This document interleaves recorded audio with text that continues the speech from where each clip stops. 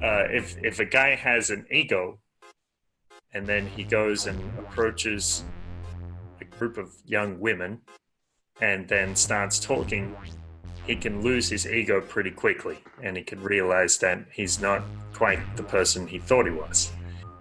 It's like putting pressure on a diamond, like burning off the impurities of a diamond or something like that.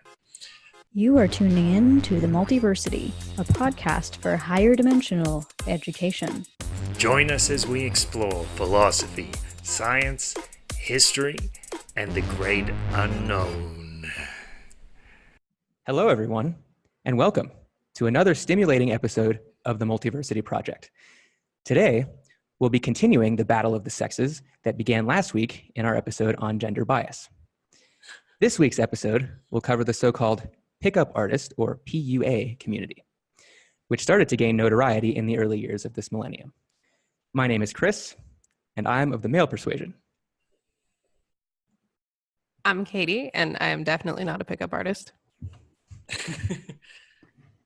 I'm Ariel, and I'm interested in seeing where this conversation goes.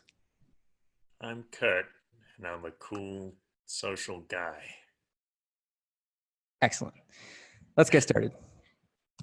Seduction is an activity that has been undertaken in some form by virtually all forms of life since time immemorial. Literally meaning leading astray in Latin, the word can have either negative or positive connotations. This is a controversial subject among humans because men and women seemingly disagree on how seduction and romantic attraction actually work, and because seduction techniques, if taken to an extreme, can lead to exploitation and even violence. Pickup artists have been around since the 1970s, but they exploded into popular consciousness with the publication of Neil Strauss's expose of the community entitled The Game: Penetrating the Secret Society of Pickup Artists, which was published in 2005, in which he describes his experiences joining the pickup community and rising through its ranks to become one of its most influential members. The community is still growing, evolving, and causing controversy to this day. We'll start off the conversation by talking specifically about the PUA community and our related personal experiences, and then we'll expand into a general discussion on all of the implications of this cultural phenomenon. All right, so who wants to go first? What did you think about when you read about the pickup artist community? I guess I'll ask something more specific. I mean, I first came across hearing about the pickup artist community on Reddit, probably 4 or 5 years ago, and I was definitely a little bit creeped out by it. I think my context where I was first introduced to it and heard about these things was because I had heard about the red pill and kind of, I don't know, that's kind of related but unrelated, like these people who have very specific views on the nature of women that are kind of dark and sexist. And I heard about the pickup community through that lens. So I've always kind of associated that. But reading and watching the videos this week, it seemed to me like the pickup artist community was mostly a population of nerdy men who like really, really needed the help. Yeah, my first exposure to this pickup artist stuff was quite a while ago, when I was working at a tech startup, and I realized that all the guys there were really into this pickup artist stuff, and they kind of just took it for granted. And I was really into feminism at the time, and so I was thinking, like, I better learn about this and figure out what all these tricks they're using are. And so I read The Game, and I definitely had mixed feelings about it. Like, it seemed like some of the advice, like grooming themselves better and being more confident and assertive was good advice, good for anyone, but a lot of it seemed very sexist to me. And it was interesting revisiting it this week in preparation for this episode. Still have mixed feelings about it, which I'm sure we'll get into. Okay, so I think I first heard of this, it must have been like 16 or 17 years ago. And somebody sent me this ebook. I'm not sure if it was from Ross Jeffries, but it was from someone of one of his peers, I guess, or one of his contemporaries. And there was some parts of the book which were interesting, but some parts were really creepy. And I was like, this is interesting, but I didn't do any of what the book talked about. I didn't even try it. And then later, a few years later, a friend of mine said to me, "Hey, Kurt, I know you're having trouble with women, like you don't know how to beat them and don't get many dates. Here's an interesting book you might like to look at." And it was David D'Angelo's Double Your Dating. And he talks a lot about this idea of cocky and funny, which is like a style of humor that kind of demonstrates that you're high status, or it was kind of disarming, because when you can make fun of a woman, she starts to say, "Hey, this guy's all right. Like he doesn't take things too seriously, and he's not just trying to impress me," which is, it's funny because that was kind of the point, was to impress a woman. You impress her by trying to show that you're not impressed or something like that. But it also talked about this stuff like this cold reading, like saying stuff to a woman, like, I can't remember the exact examples, but it's like you notice something about the way she presents herself, and you say, that indicates that you're a suspicious personality. Like, you don't take like when you first get to know people, you're a little guarded, but afterwards you open up to them, or so. Some crap like this. And I remember asking my one of my female friends about it, and I was like, I can't believe this stuff. Like, who would fall for this stuff? And I read her the passage from the book, and she was like, well, I can imagine if a guy said that to me, I would probably be charmed by that. And I was like, oh, okay, maybe there is something to this stuff. Oh no, I'm giving a bad example. I don't remember what the example was, but it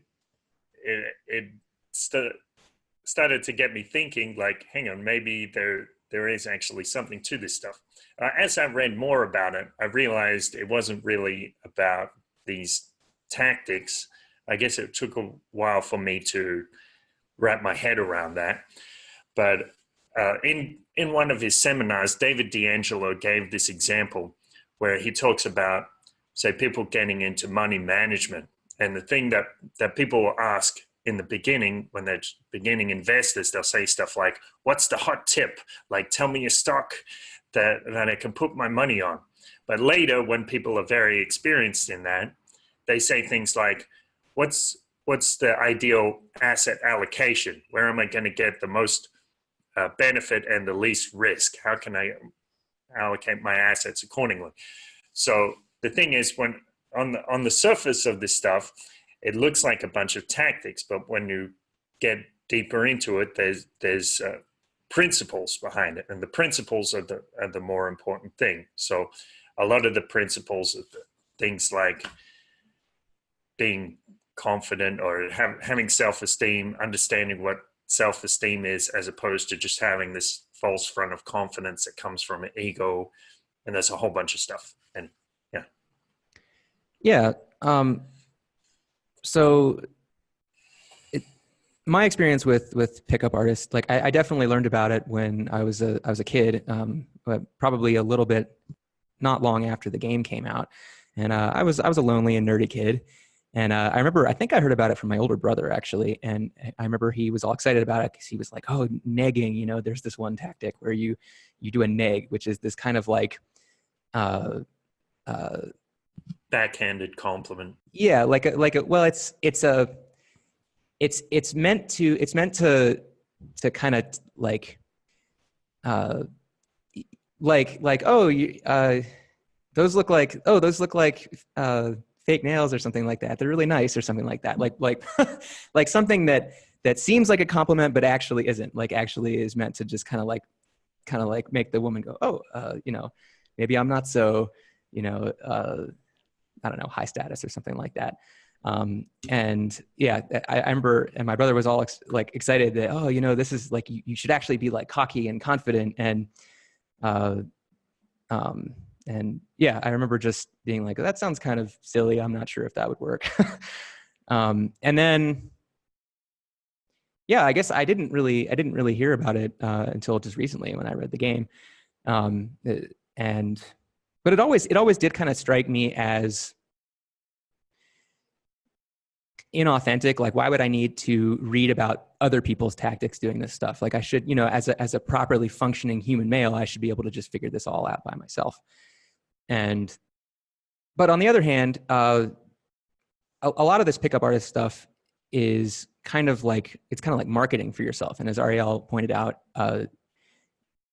it gives you good advice about being confident and grooming and dressing well and things like that. And yeah, I would say a lot of that is just marketing yourself well. And I remember when one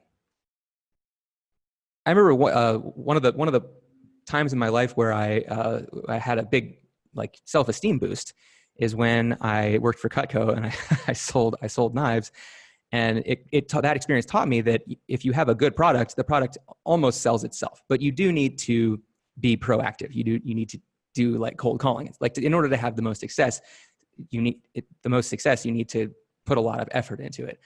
And there are sort of recipes for success that help you start the process of being successful and gaining confidence. Because once you try a few different things and you start to have some success, then it kind of gains momentum and you start to kind of get a feel for really how it works, and it becomes less of a recipe that you're using and more of an authentic, you're just being yourself.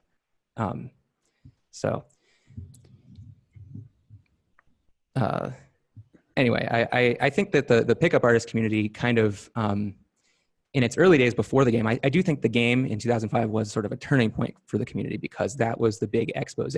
That's when everybody realized all of the sort of more negative things about the community. Before that point, the community was relatively underground. And so it could attract these, it didn't need to police itself very much. And after the game, it seems like it had kind of a crisis moment where it was like, oh, we better start policing the bad behavior a little bit, and we should start, instead of focusing on like, haha, like this is how you get a woman in bed, we should try to teach guys how to be authentic and like actually good men. So has that been successful? I think the jury is still out on that, but I definitely think in general, the pickup artist community and the advice that it gives can be good for guys who are well-meaning. I'd be curious, Kurt, to hear a little bit more about your experiences and how did it affect your life? Did it work? What results did you get? Well, this is a funny question. You asked, did it work? Well, what does it mean to work? I mean, because working can be, from the perspective of the community, could be like sleeping with a lot of women or something like that. But that's not necessarily working, because that's not. It's not necessarily something that leads to a long-term fulfilling life. But yeah, like I spent a lot of time in nightclubs talking to women and dating a lot of women, and I had a really good time. And I also had to face, how can I put this? I had to break down my own ego several times. Like, I had to face the fact that I wasn't as cool as I thought, or whatever it was. Because in that moment, when you, if a guy has an ego and then he goes and approaches a group of young women and then starts talking, he can lose his ego pretty quickly, and he can realize that he's not quite the person he thought he was. And so that's a very interesting phenomenon, and people talk about this like it's like putting pressure on a diamond, like burning off the impurities of a diamond or something like that. So yeah, I took a boot camp with RSD. I don't know don't remember exactly what year it was. I guess it was around 2008. And RSD is just the company Real Social Dynamics. They're a big player in the pickup artist community. Yeah, founded by Tyler Durden, otherwise known as Owen Cook, and his business partner Papa. So, and yeah, I took a program with a fellow. He's actually an Australian. His name is Alex. So I won't say his last name, but he no longer works with RSD. And he pushed me a lot. He taught me how to be more confident. He taught me some ideas which were very useful. And I guess part of it was also about improvisation. So at the time, there were kind of the vibe at the time was like, well, we're not going to use these routines so much anymore. So they used to have these long, complex routines that people would prepare cool stories to tell about themselves, about how they drive a Maserati or something. Nonsense like this. But then later it became more about this improv style, but I would still have these cues, and it was kind of silly, but it was also fun. So I will walk up to women and say stuff like, hey, I really like pizza, but Hawaiian pizza is really good, but it's weird because we always think about Hawaiian pizza as having pineapple and ham, but in Hawaii or in Japan they have it's pineapple and bacon or something. And just start talking this nonsense. And it's funny because you can kind of say whatever you want and people will be interested if you're saying it in a compelling or in a fun way or in an authentic way. Yeah, like if your personality is coming through. So it's like this pizza line. Would it be like a canned line and then you'd build on it, or would it just be you just show up and just say something that pops to mind? I think I started with like someone suggested talking about pizza, and I would riff on it from there. So it wasn't. I probably had some canned elements to it, like I had some idea of where I might go with it, but then I would start improvising and talking nonsense for a solid minute. But sometimes I would just go up and say something that made absolutely no sense, which is it's a lot of fun. But it's not necessarily the most practical thing if you want to start a conversation with someone, because someone could be entranced by that, but then they're also like, hang on, there's nothing for me to grab onto here. So what is going on? And they'll be a bit confused. So what kind of reactions did you get, like with these pineapple pizza lines and with all kind of reactions? I mean, some women would be happy, and some, you can instantly see the look of attraction or bemused interest on their face, and then some get really defensive, like, what are you doing talking to me? So there's a whole, as many reactions as a person can have.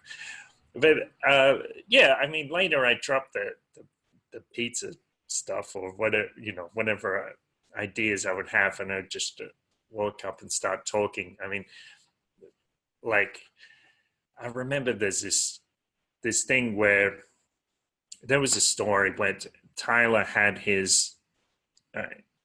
one of his instructors, Tim, and Tim had gone off on his own for a while, and he'd come back and he was like, Tyler, I don't really use these openers anymore. Like, I don't think of icebreakers or have anything in mind when I go up and talk to a woman. I'll just go up and say, hi, my name's Tim. And that works really well. And Tyler was like, what? How can this be? But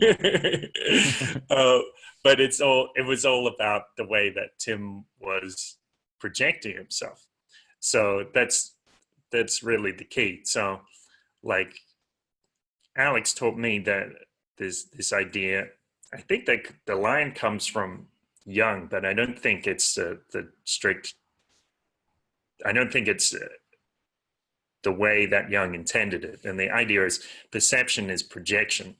And Alex told me the way you perceive yourself is how others will perceive you. So if you believe that you're kind of innocent, or no, it's not really the right word, but if you believe you have good intentions and that everything is cool in the world, you're not bitter, you're not angry, and you go up and say whatever nonsense to somebody, then they're going to kind of pick up on that sooner or later. Yeah, exactly. Yeah. So yeah, I mean, those are some of my experiences, and I do think it was very good. It was beneficial from a self-help perspective, learning to better relate to people and understand people, even though I made a lot of errors along the way. It was ultimately a positive experience. Yeah. Yeah, and the errors are almost like the point of the process, because every time you make an error, you can go back and analyze it and figure out how not to do that in the future.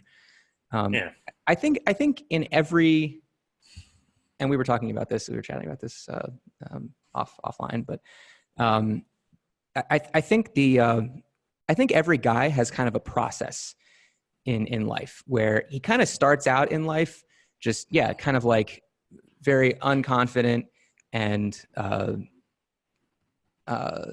maybe has low self-esteem or something like that, and eventually he has to go through this process of gaining social skills.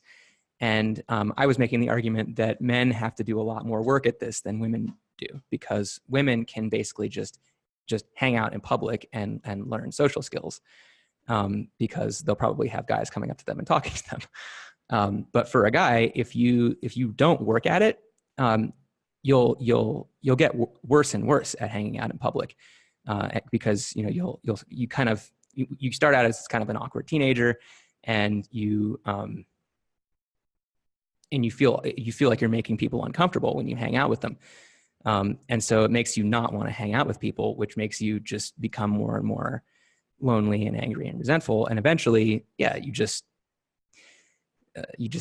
hit rock bottom, and you have to make a change. But I think there's this process that men go through, becoming real men. They're boys and then they become men. And I think the pickup artist community is like a macrocosm of this. It's like an analogous process where, when you first, but when you're a virgin and you're a guy, you've never never slept with a woman before. That's kind of like your goal, right? You're kind of like, okay, I have to make this happen, because what if I'm just a virgin forever? And of course we have things like the 40-year-old virgin. We have these cautionary tales of people who never slept with women. And you look at yourself and you're like, oh no, I'm going to be, I'm going to be on my deathbed and I'm never going to have been with a woman. That's the worst thing ever. And so when you first, when you're a teenager and you're meeting women, the goal is to have sex with a woman. And then what you think is, oh, sweet. Yeah, I did it once. So, I'm going to do it a bunch of times now. And so you think that the goal is to just have as much sex with as many women as possible, the hottest women or something like that. And then eventually you realize that eventually you get some self-esteem, hopefully, if you're not being totally inauthentic. And you start to value yourself a little bit more, and you realize that the point is not actually to just have a sex with as many women as possible. The point is to get into a long-term, rewarding relationship with a woman. Or I guess if you're homosexual, then a member of the opposite sex. Of course, that's just completely different dynamics. So I guess we're not talking about that.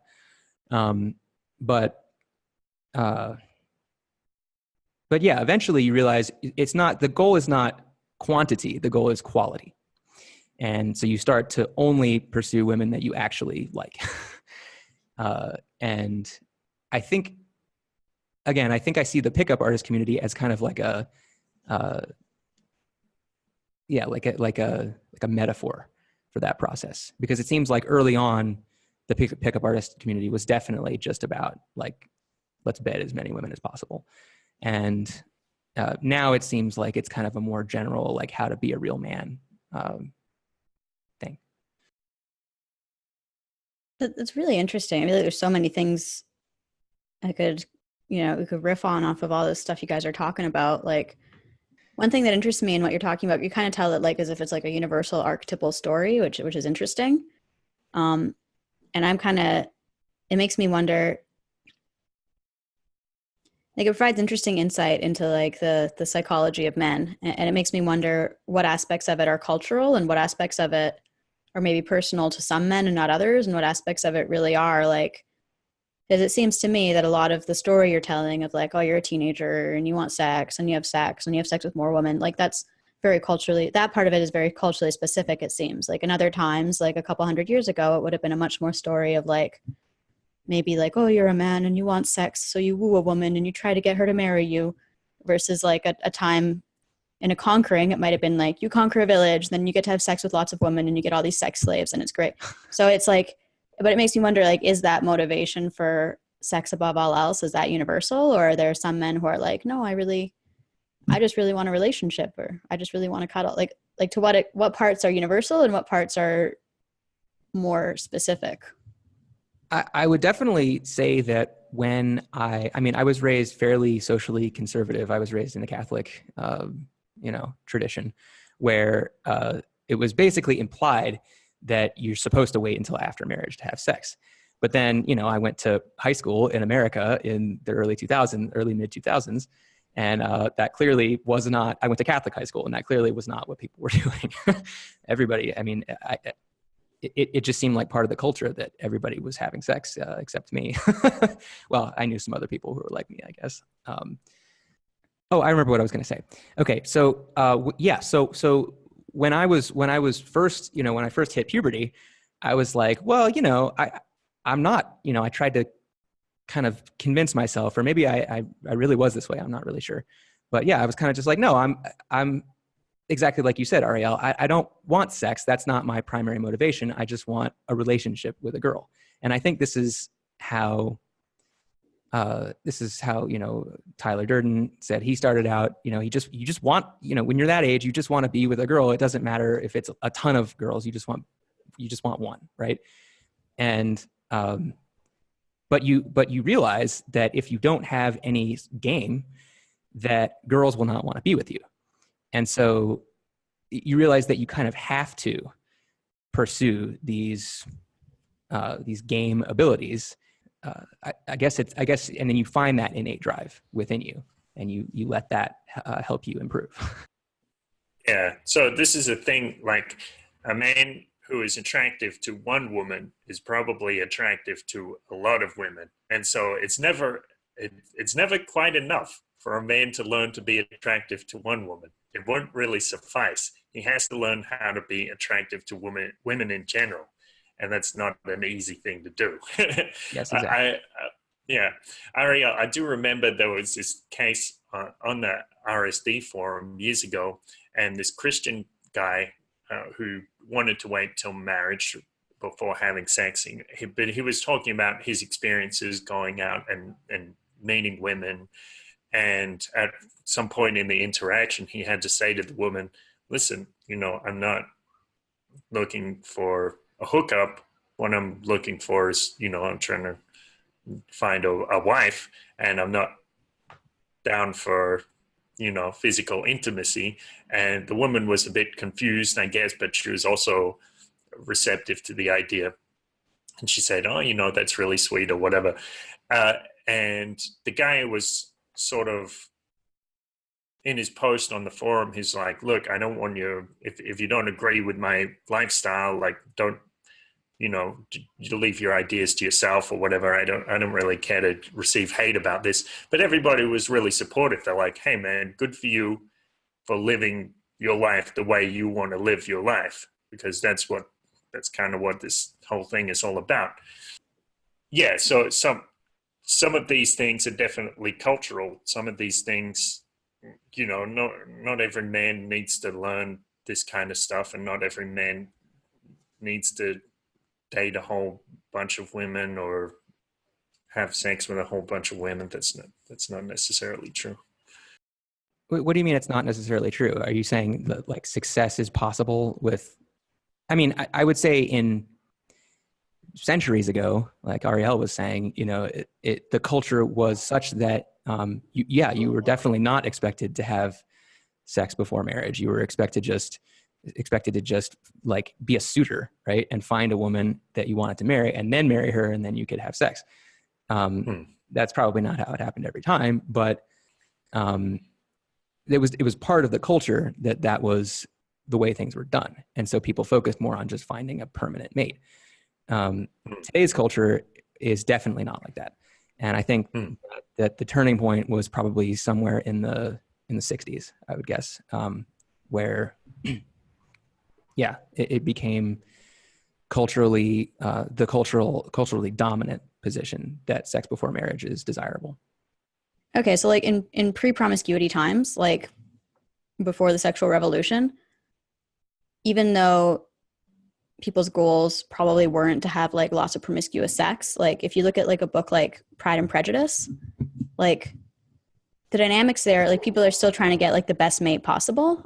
And if you look at like the behavior like of like the character of Mr. Darcy, like I'm sure he's carrying out a lot of like, maybe not intentionally, but a lot of these like pickup artist tropes, like making yourself scarce and giving backhanded compliments and acting really aloof. Like I'm sure it's like it seems like there's still aspects of it that are cross-cultural, even when the sexual culture, across vast changes in the sexual culture.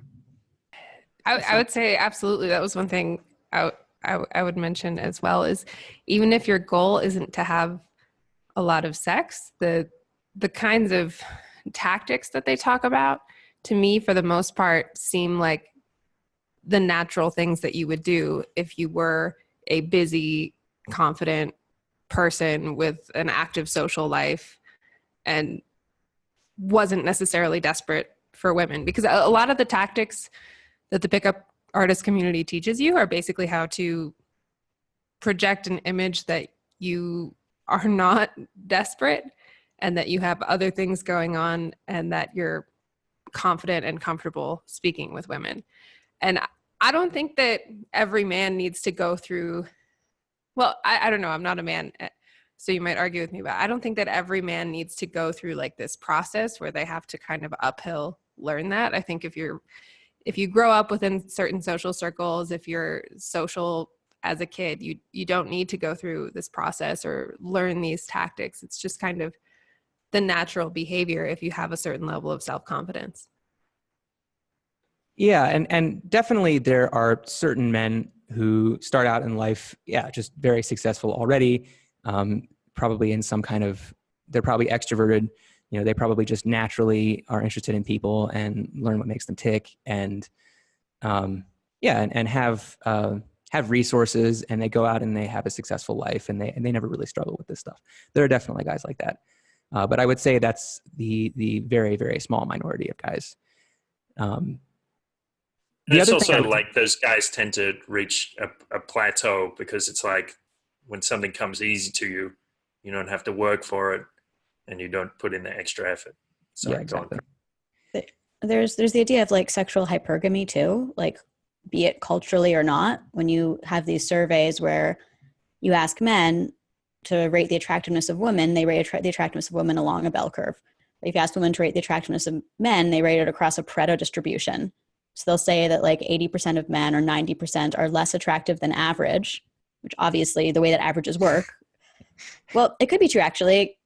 Actually that would work with averages, not with medians, but it would work with averages. So they basically say that 80 or 90% of men are less attractive than average, and 10 to 20% of men, or a small minority, are very attractive. So it seems to work that way, that,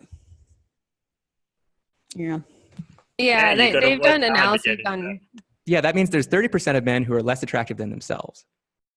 No, it actually doesn't. It could just mean it, like with averages, it actually could work because an extreme can skew an average. So like if the most attractive men are like, you know, hundreds, and the least attractive men are like, they're all fives, then it could work. Oh, I see what you're saying. I see. Or So like if the most attractive men are like all the way to if the most attractive men are like 500s and the least attractive men are like fives, you could have the averaging out around 50, right? So Oh, I see what you're saying. So it actually, the top men are just medians, it really, wouldn't work. really attractive. Yeah, the top men are just really, really attractive, and the bottom men are just like almost counted as zeros. Like there was one study on OkCupid where basically some guy posted like a picture of like a model, a picture of an average looking man, and he was fine. He was just average looking, and a picture of like a really, really not like very facially not attractive man, and the average guy did almost as bad as the ugly guy. Yeah, So OkCupid actually has a lot of cool like data analysis around dating.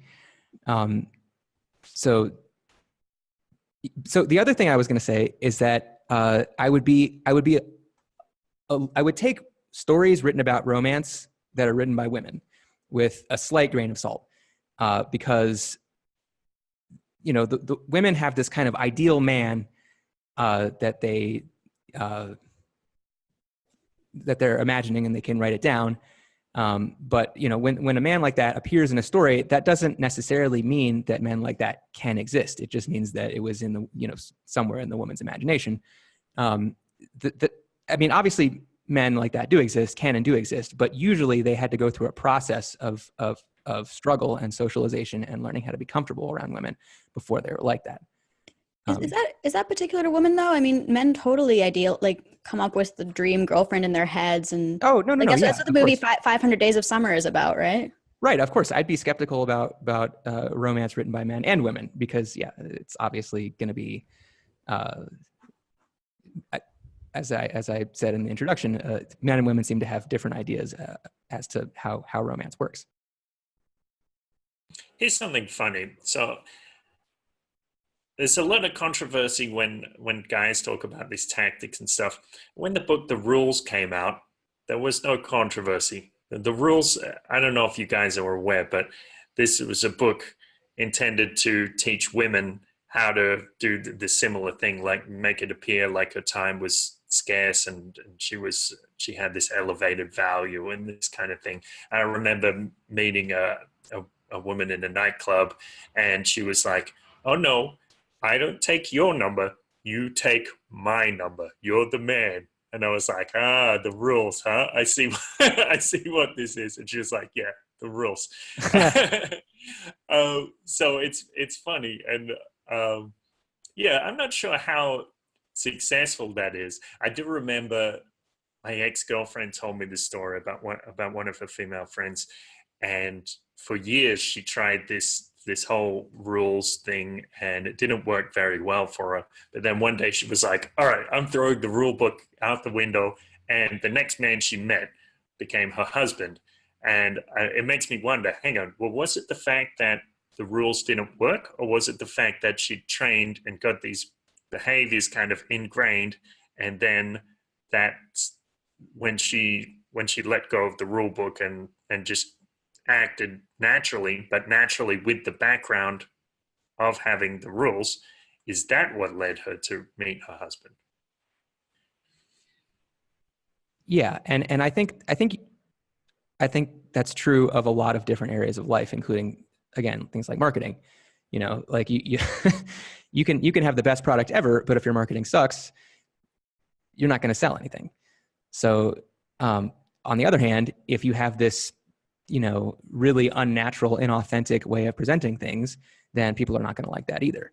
And so there needs to be a strategy, but there also needs to be an actual person, that's shining through the strategy. So it needs to be both.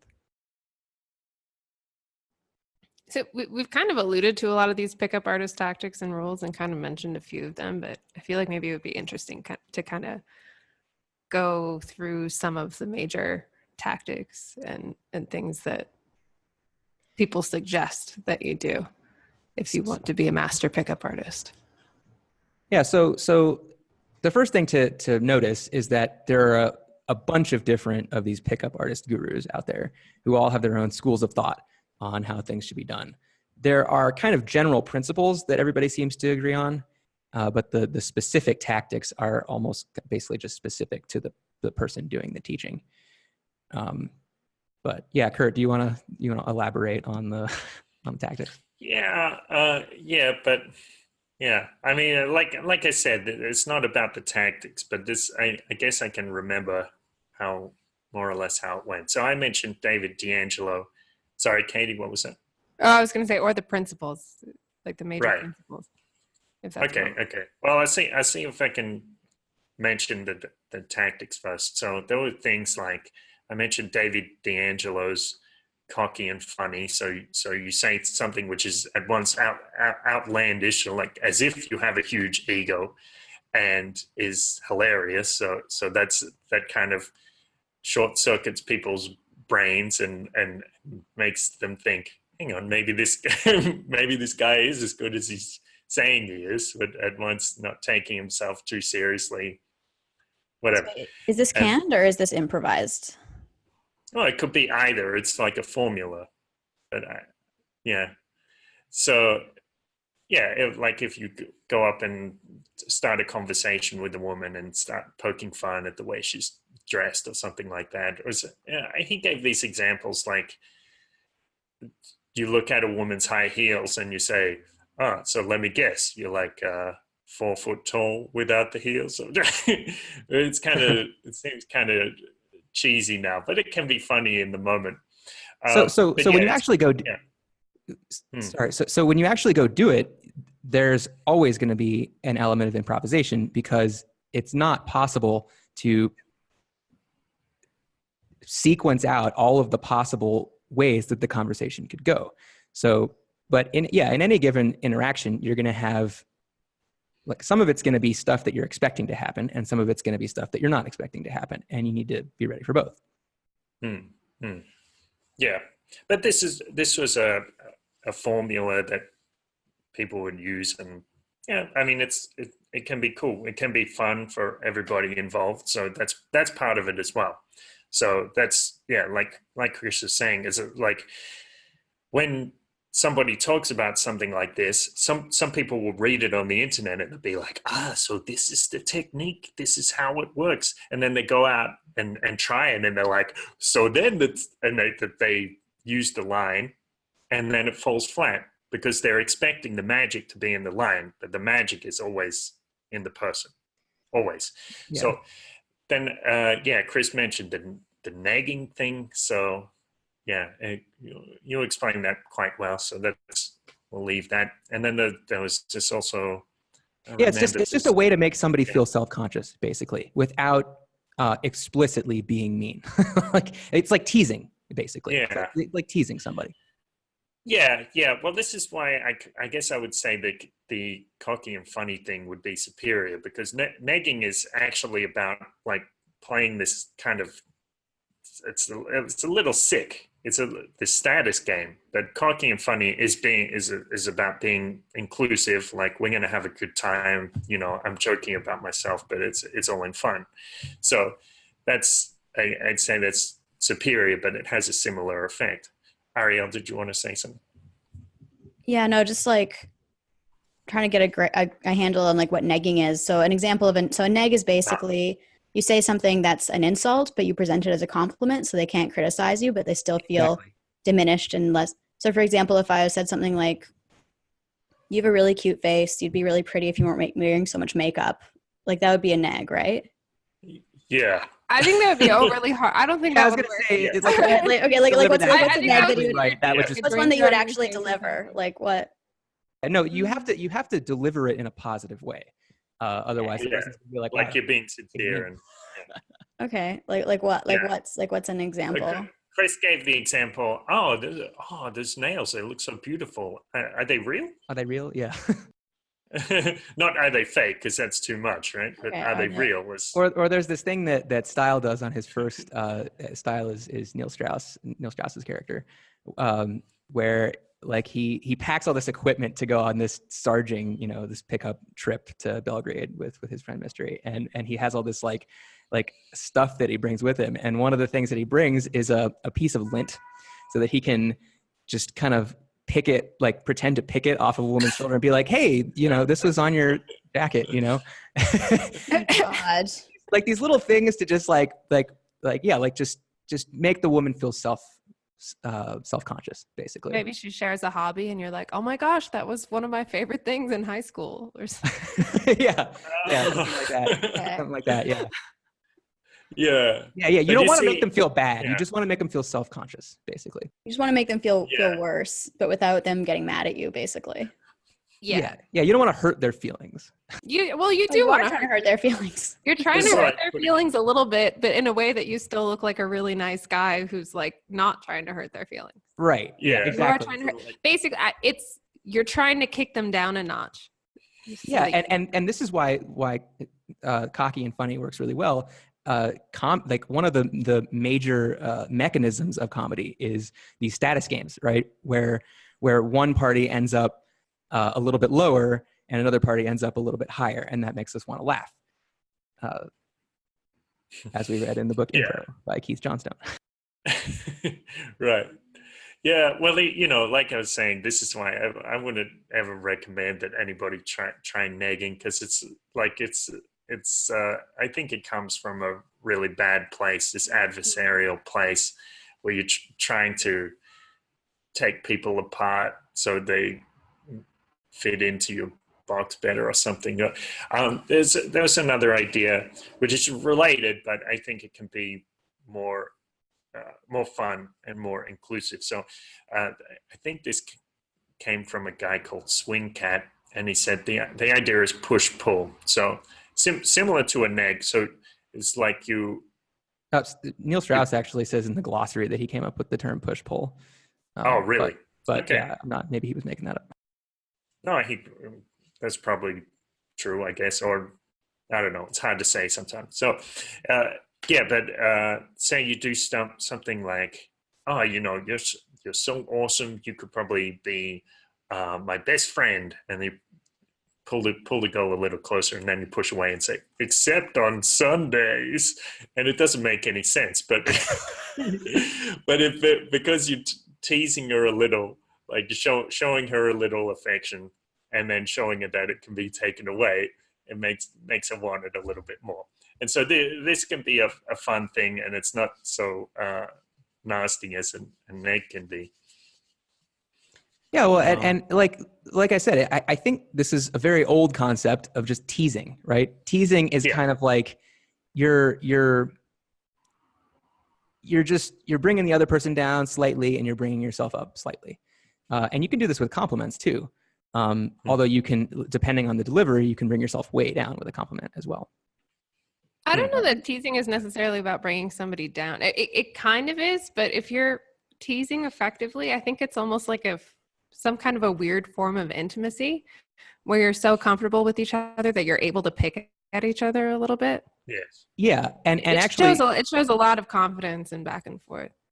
And another thing that teasing does is you can bring somebody up with teasing them by, if somebody's being really, really self-conscious, and you say like, hey, why are you so self-conscious? Or you do something more specific, which shows them like, hey, you shouldn't be so self-conscious, and you shouldn't worry about that stuff because I like you anyway.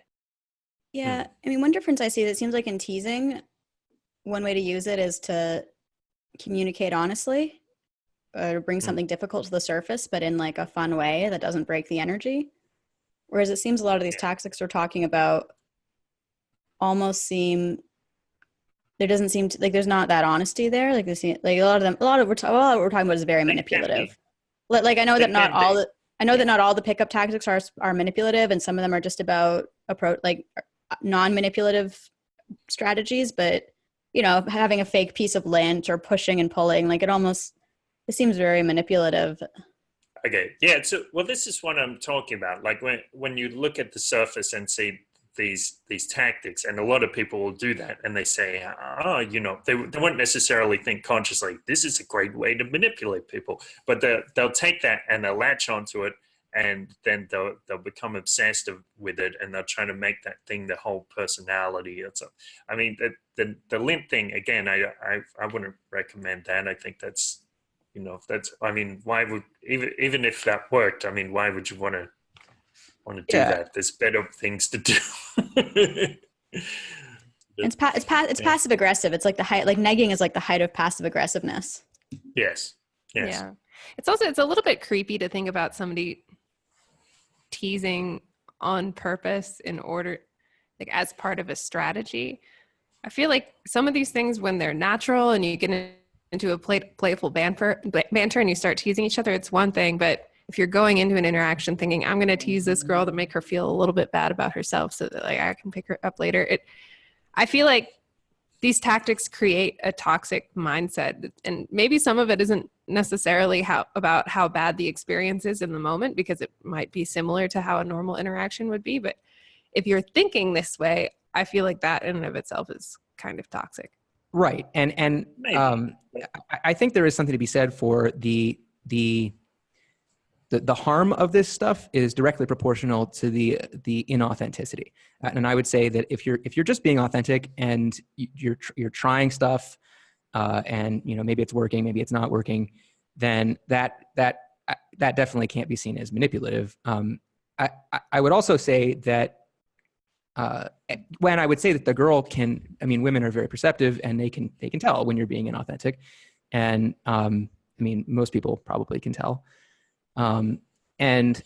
But there is this phase when you're getting good at this stuff where you probably need to be a little bit inauthentic just so you can,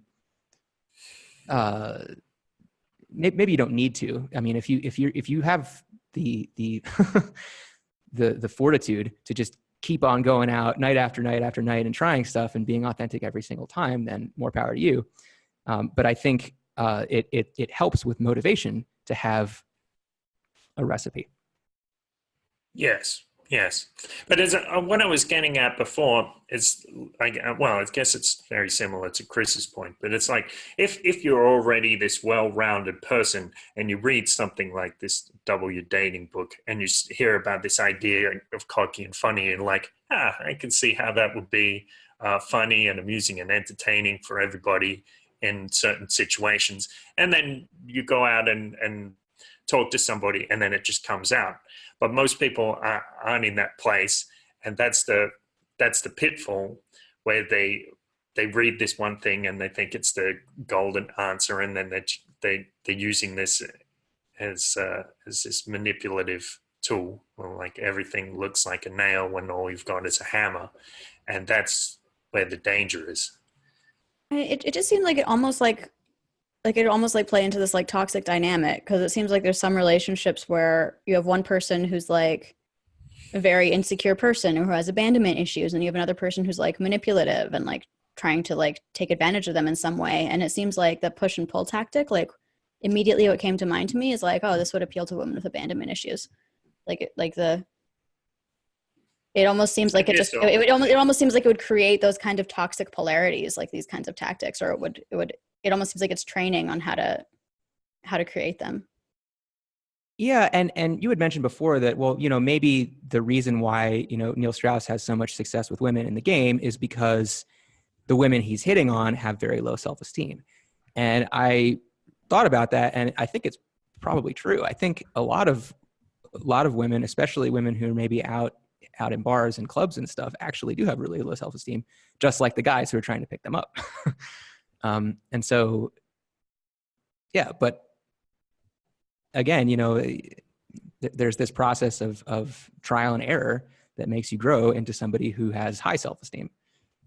But like, to what extent are you stepping on other people in your path upwards? Like I'm not necessarily saying that the whole pickup artist thing is like this, or that even trying to condemn what you guys are talking about entirely, but it just makes me wonder, like, is that kind of what's happening here? Like, are you using other people as a ladder? Like push, like, is there like, is it really an authentic climb up if you've like stepped on other people to get there? I mean, I think in order to grow, you have to risk making other people feel uncomfortable. And I think it's inevitable that if you're being yourself, some people are going to feel uncomfortable, and might even be hurt. And I think that you should try and avoid doing that. And I think that you should apologize if you learn that it happened and feel bad. But I think that if you worry too much about it, it can definitely impede your growth as a person. We're not talking about being yourself, though. We're talking about some of these manipulative tactics and whether they're justified at like early stage pickup training. Here's the thing, like, learning to be yourself sometimes involves being inauthentic. You can't learn to be authentic without risking being inauthentic. Yeah, I agree. And a lot of these people who are, I'm sure, a large part of low self-esteem comes from not really knowing who you are. And so, yeah, a lot of times it actually is hard, when you're first doing this stuff, to know whether you're being true to yourself or not. And I think there's a trial and error process of that. Yeah, but there's a difference between knowing, like trying to figure out when you're being true to yourself or not.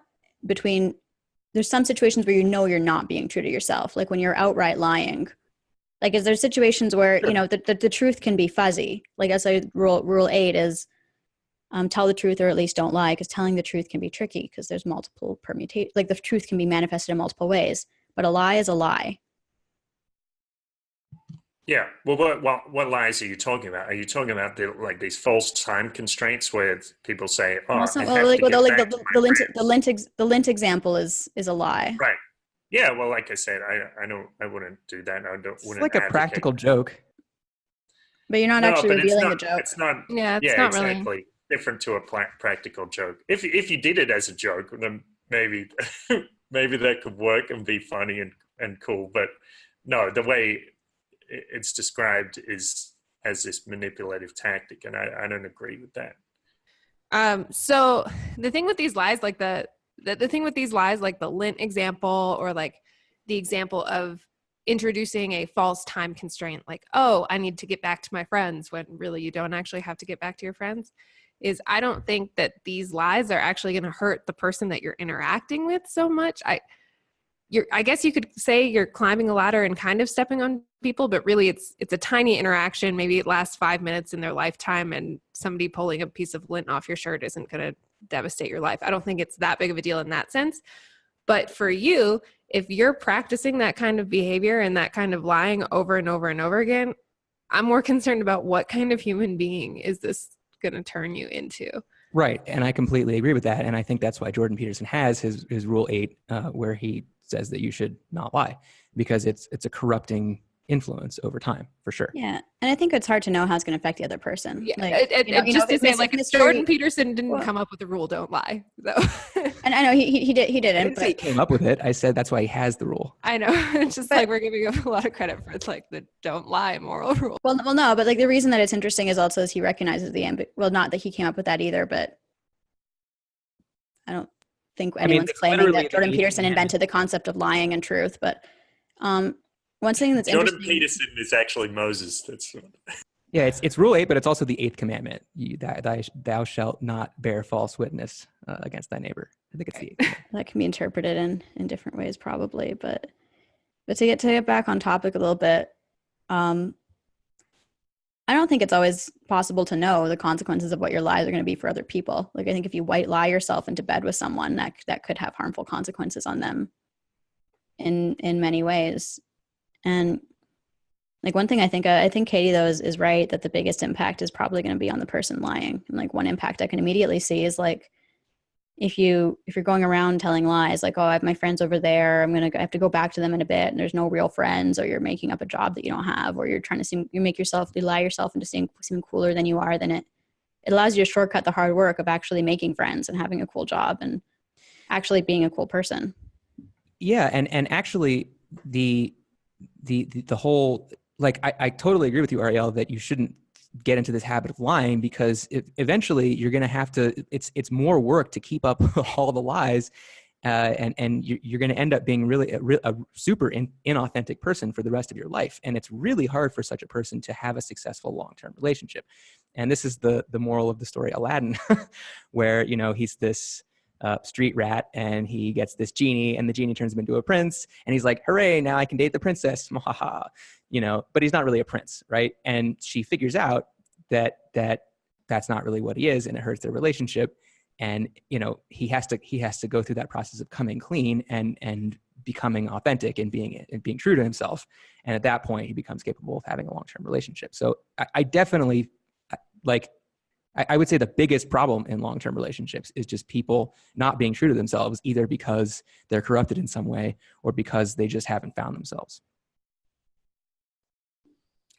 I didn't realize that Aladdin was such a perfect allegory for somebody going through the process of learning to be a pickup artist. not about. Actually, yeah. Hey, the genie even says, "Just be yourself." Yeah, exactly. The genie is trying to give him good advice, but he's like, no, I'm going to be a prince.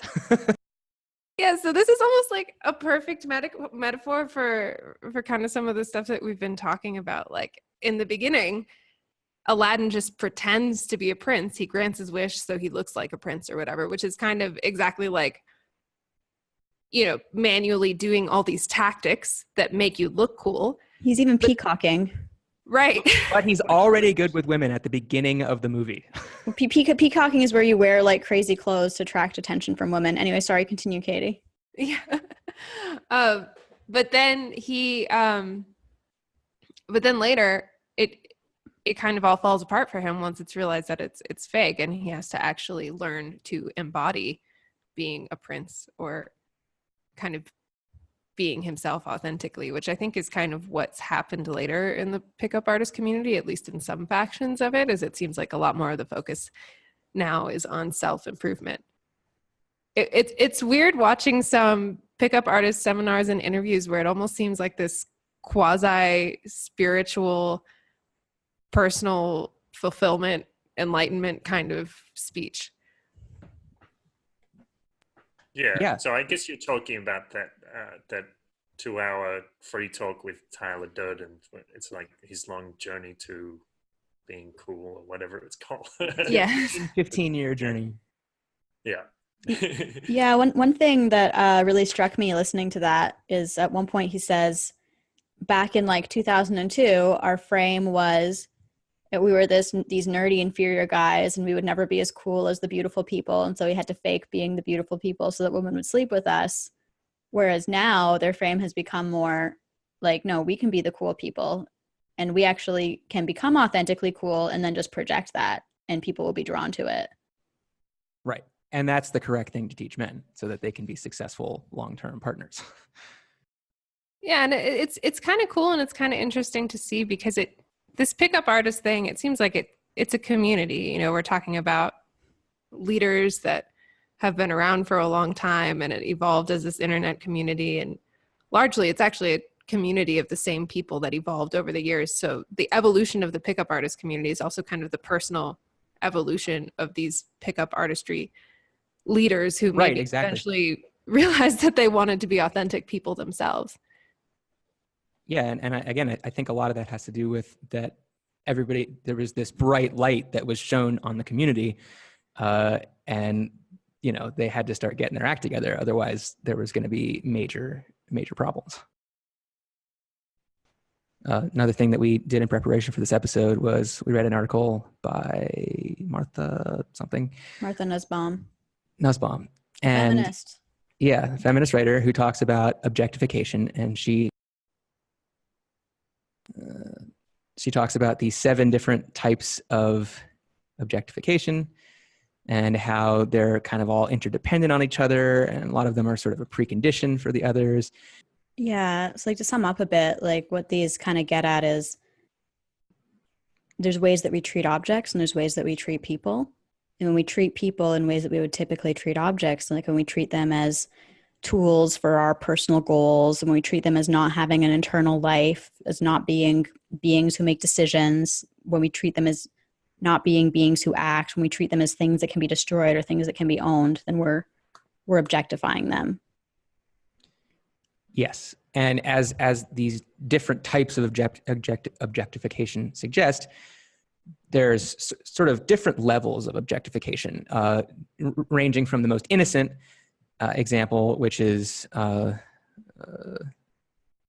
where she talks about how Lawrence Lessig gave her the example of, using your lover's stomach as a pillow when you're lying in bed together. I'm kind of, using them as an instrument for my own purposes. And she's like, well, obviously this can be perfectly benign and it still could be seen as objectification, but in basically a harmless way, all the way to, killing people, sexual violence, slavery, things of that nature. So there's clearly kind of a spectrum of objectification. And I think that, one one could maybe lead to another. I think that's what she's talking, what she suggests, that, you know, if you kind of start down the path of treating other people as objects, then you might just kind of do it more and more and more until you're this kind of totally empathy-free psychopath who, just totally does not have any regard for human life. Yeah, it seems like that happens with some of these pickup artists. Yeah, for sure. There are definitely some toxic bad actors, or there have been, and probably still are in that community. Yeah, I mean, I wouldn't even call it bad actors. Like we were reading an article before. Well, I mean, of course it would. It is bad actors, but it's like you got to look at the feedback loop between the person and the ideas, right? Like we were reading this article right leading up to this where there's this pickup artist gang rape where basically this pickup artist like teacher went out with a couple of his students and they ended up like basically gang raping this woman and then like posting it on one of these like pickup artist sites like, oh man, I had the best Sarge tonight or whatever. And they were ended up being convicted for rape. And it was interesting because it's not just that they were just, you know, like they probably are like, you know, like the dregs of the community in a way, like very morally compromised people coming into the community, no doubt. But there's also a certain extent where like, if you are someone who does basically view women as objects or not as completely has a dehumanized view of women, then these ideas can match really well with that and can reinforce it.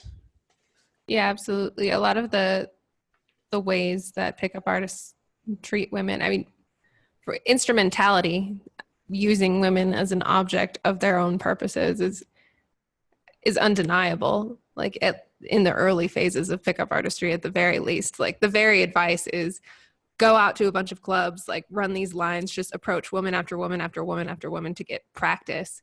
And one thing that really struck me when I was listening to Tyler's interview, which this was a guy that I actually liked and thought was a well-intentioned guy, was the way that he talked about the women that he approached. It was almost like he was talking about, Ariel has used the metaphor of levels in a video game or something like that, or like video game combatants. Like he didn't seem like he was talking about actual human beings. And a lot of times you'll see pickup artists refer to women with these abbreviations or just by a number on a 1 to 10 ranking scale about how attractive they are. It doesn't really seem like a lot of the time they're thinking about, are we actually having an interesting conversation in the sense of like, what am I actually learning from this person or connecting as a human being? It's like having an interesting or engaging conversation or getting to stay with them for a few minutes is the goal in and of itself. And who the woman is or whether or not you're actually connecting in any kind of an authentic way seems irrelevant to the conversation and their mindset. Yeah, well, there's truth to that, but it's like, well, I can see when Tyler first started, he couldn't even have a 30-second conversation with a woman. So from that place, I can see why the human connection element wouldn't take priority, because you had to talk to someone for longer than 30 seconds to have a meaningful connection. And, you know, a lot of people are probably at that place too. But yeah, it is, and I don't think he's a bad person, but I think that it also creates kind of this perverse mindset. Yes, yeah, I think so too. Yeah, and I think, you know, there's a lot of risk in this stuff that people will treat women like objects, and I think in my own experience, I've probably been guilty of that, and you know that's part of the reason that I moved very far away from casual sex these days. So there's this risk that you'll hurt others for your own sensual gratification, and it's not really cool. Yeah, that's not a good feeling, and afterwards you just feel bad. It's interesting because like it makes me think if like a guy's at that stage that Tyler was at where he can't talk to a woman for 30 seconds, he's probably already dehumanizing them to a certain extent, even if it's maybe more in the direction of like, oh, rather than pushing down. Like, it makes me think of like the old truism that like men with sisters are better with women because they have actually interacted a lot with women. So they see women as human beings and not as these like, distant, mythical, godlike creatures, or else like horrible monsters. Yeah. So I wanted to make the point that, for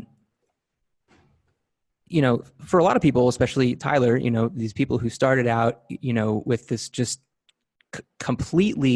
they're just completely clueless as to how to interact with women. There's a lot of inner work that has to be done, in order to become successful in life, and in order not to, end up in some kind of downward spiral. And I think it's important to point out that empathy can get in the way of that process, because if you're not that familiar with women, then you might think, and you have really low self-esteem, then you might think that everything you're doing is making them feel uncomfortable. And so if you're a highly empathetic person, you're going to be thinking about that while you're interacting with the woman, and she's going to feel it. She's going to feel that you feel like you're making her uncomfortable, and then you're going to feel like that. And then you're just going to stop talking to her. You're just going to be like, ugh. Yeah. Or she will actually feel uncomfortable. She will actually feel uncomfortable. Your emotions. Because you're projecting. Yeah, exactly. And so what I'm saying is empathy can actually be an obstacle to developing these game skills, even the positive game skills. I don't know. I mean, that doesn't really seem like empathy. That seems more like extreme self-consciousness, which is kind of the opposite of empathy. It's like, it seems like when you're like, oh, is everything I'm doing, am I making her nervous? Like, that's like an extreme self-focus, not focus on the other. Like, you're not really paying attention to what she's feeling if you're like, oh no, if I move this way, if like you're not actually paying attention to her or being empathetic. You're hyper aware of yourself. Yeah, but there's a really fine line, because some I mean, even, well, I don't always know if when I ask the question, am I making this person feel uncomfortable? And they might be uncomfortable, they might not be uncomfortable, they might be uncomfortable, but not because of me. And it's very difficult to make that distinction. So right. If you don't have much experience hanging out with people, if you're just kind of a loner, which a lot of guys are, then you're not really going to know what makes people uncomfortable. And so you're just going to worry that everything that you do makes them uncomfortable. And that's not a lack of empathy. That's a lack of knowledge. You think or it's like the other person, but you really just have no idea what's happening in their brain. So I hear that problem. I hear that problem, but I don't think that getting rid of your empathy is the solution. Like, okay, so as you just said at the end, I'm not saying getting rid of your empathy is the solution. I'm saying having that take a back seat to the strategy can be helpful on occasion. Alternating between empathy and thinking about what's going on. I actually think the problem there is, though, a lack of empathy, like not the inability to feel the emotions of others, but the inability to notice the emotions of others. Like, if other people's faces are just blank slates to me, and I have like no idea how to read the cues of whether or not they're uncomfortable, then of course I'm going to be like, oh, I have no idea. Who knows if I'm making them uncomfortable? And then it's easy to become self-conscious, and maybe the only way to break through that is to lack empathy. But if I'm actually aware and I'm actually paying attention to the other person, and I'm actually emotionally involved enough in the situation to be able to pay attention to the other person, I can tell when they're uncomfortable and when they're not uncomfortable. You're a girl, and reading facial expressions as emotional cues it comes much easier to women than it does to men. It's something that can be learned. It's something that can be learned, and the men for women to talk to are men who are able to read the facial expressions. Yeah, but the goal there is to increase your empathy, to increase your involvement with the person you're talking to, not just to like go through your script and to be able to just like not care what she thinks. Yeah, and what I'm saying is you have to be willing to risk making other people uncomfortable in order to learn about people well enough to understand what facial expressions and body language. Yeah, I agree, but there's a difference. I agree. There's a difference between being willing to risk making someone else uncomfortable and just shutting off your empathy. I didn't say shut off your empathy. I literally did not say that. I'm saying empathy can be an obstacle. Okay, if it's the thing that's driving you, if you're only empathizing with the person or you think you're empathizing with the person because you're unfamiliar with what their body language is saying, then yeah, that can absolutely be an obstacle to getting better at interacting with people. I don't think, though, fear of making someone else uncomfortable is the same as empathy. No, it's They're a kind related. of unskilled They're empathy related. because you're asking the question, but you can't quite get the right answer. It's also worth noting that Owen Cook probably has Asperger's, so and I'm sure he's not the only guy out there who's in that situation who finds it very difficult, extremely difficult to read people's facial expressions, and actually they seem like a sort of code to him. Right. Yeah. No, like Yeah. I probably am, somewhere on the spectrum, on the, I definitely related to some of the stuff in his speech where he was just like social norms and like things that people do. Yeah. They seem like this code.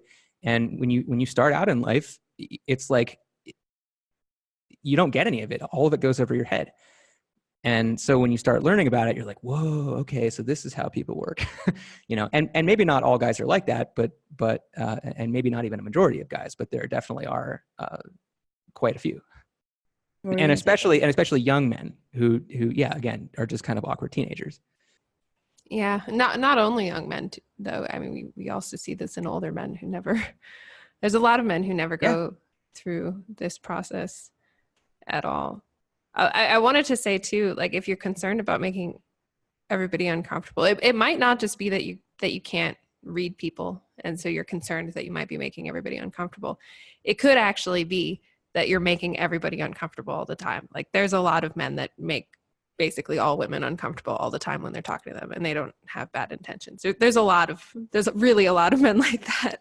Right, but a lot of it is because they feel like they're making the woman uncomfortable, and so that kind of darkness just kind of creeps into the interaction, and then it becomes increasingly uncomfortable over time.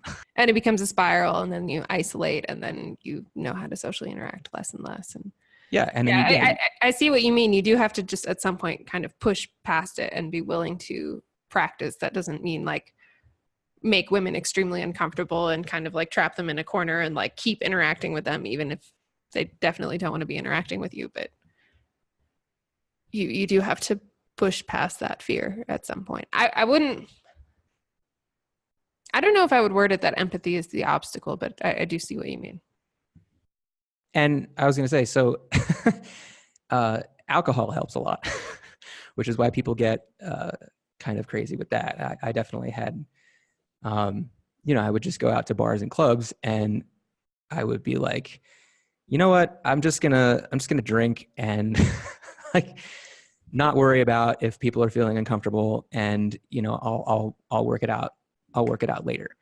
And I'm sure that I made a lot of people feel uncomfortable, and I feel bad about that. But at the same time, I also figured out how to interact with people. And I think it was positive overall. I mean, maybe it can be positive, but I also think alcohol can be a major crutch. Like I know for me, my social skills improved a lot when I stopped drinking alcohol. And it was like, and maybe I had already had a history of drinking alcohol, so I learned to socialize better that way, but I felt that it was becoming like a hindrance to my like personality at parties and stuff, basically, among other things. So I stopped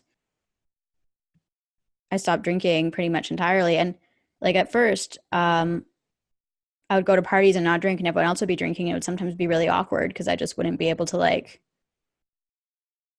get to their level really, or like interact at the same level. Or I would just be in social gatherings at first, and it would be hard for me to get into the mood. But after a few months, it got to the point where I just became really good at socializing without alcohol. And it was better because I still had my full intelligence. Whereas with alcohol, you're basically sacrificing a portion of your charm and intelligence in order to have a level of ease. And you start interacting with kind of different groups of people, like people who are like extremely goofy and boring, like you just stop hanging out with them if you're not drinking, because there's no fun in it anymore. Oh, that's definitely true. And so I feel like at a certain point it's really beneficial for your development of social skills to stop drinking. I I agree. agree. I think what drugs are good for is if you drink a bunch of alcohol or something like that, what drugs are good for is they take you to a new state, and then you're able to see that that state is possible, and then you can try to get there. But Exactly. if you've never been socially free and uninhibited, then you have no idea what that feels like, and it might not even feel like a possibility or something that you would aim for. Exactly. And I think that when you mention that alcohol can be a crutch, I think that pickup artistry obviously can be a crutch. But at the same time, as Katie mentioned, it shows you what's possible. And so when you have that, once you have that experience once or maybe a few times, then you know that it's possible, and you can try to do it while sober, or you can try to do it without your pickup artistry, tactics, and eventually you become much more natural. But I think a lot of times you need that exposure to the success so that you can have something to strive for. Because if you don't ever see it, then you're like, what's the point? What am I even striving for? You don't know what kind of a mental state or feeling of success you're aiming for. So it's almost like you're shooting for something, but you have no idea what the goal looks like. But maybe these pickup artistry lines, if you can get a little bit of success with that, or getting kind of drunk and then feeling socially comfortable, can show you the goal. With both of these things, though, I think if you rely on them too much, well, obviously you can go down an extremely dark path. Yeah, actually, for me, MDMA changed my life. And this is why I recommend everybody try it once, because once you do that, and you have that like perfect connectedness to other people in the world, you realize that that's possible. And on top of that, you realize that it should be possible while sober, and it should be possible for everybody, and that maybe that should be the goal. I don't know if I'd recommend everyone try MDMA once, because there's some I evidence absolutely would. some evidence it can damage your brain.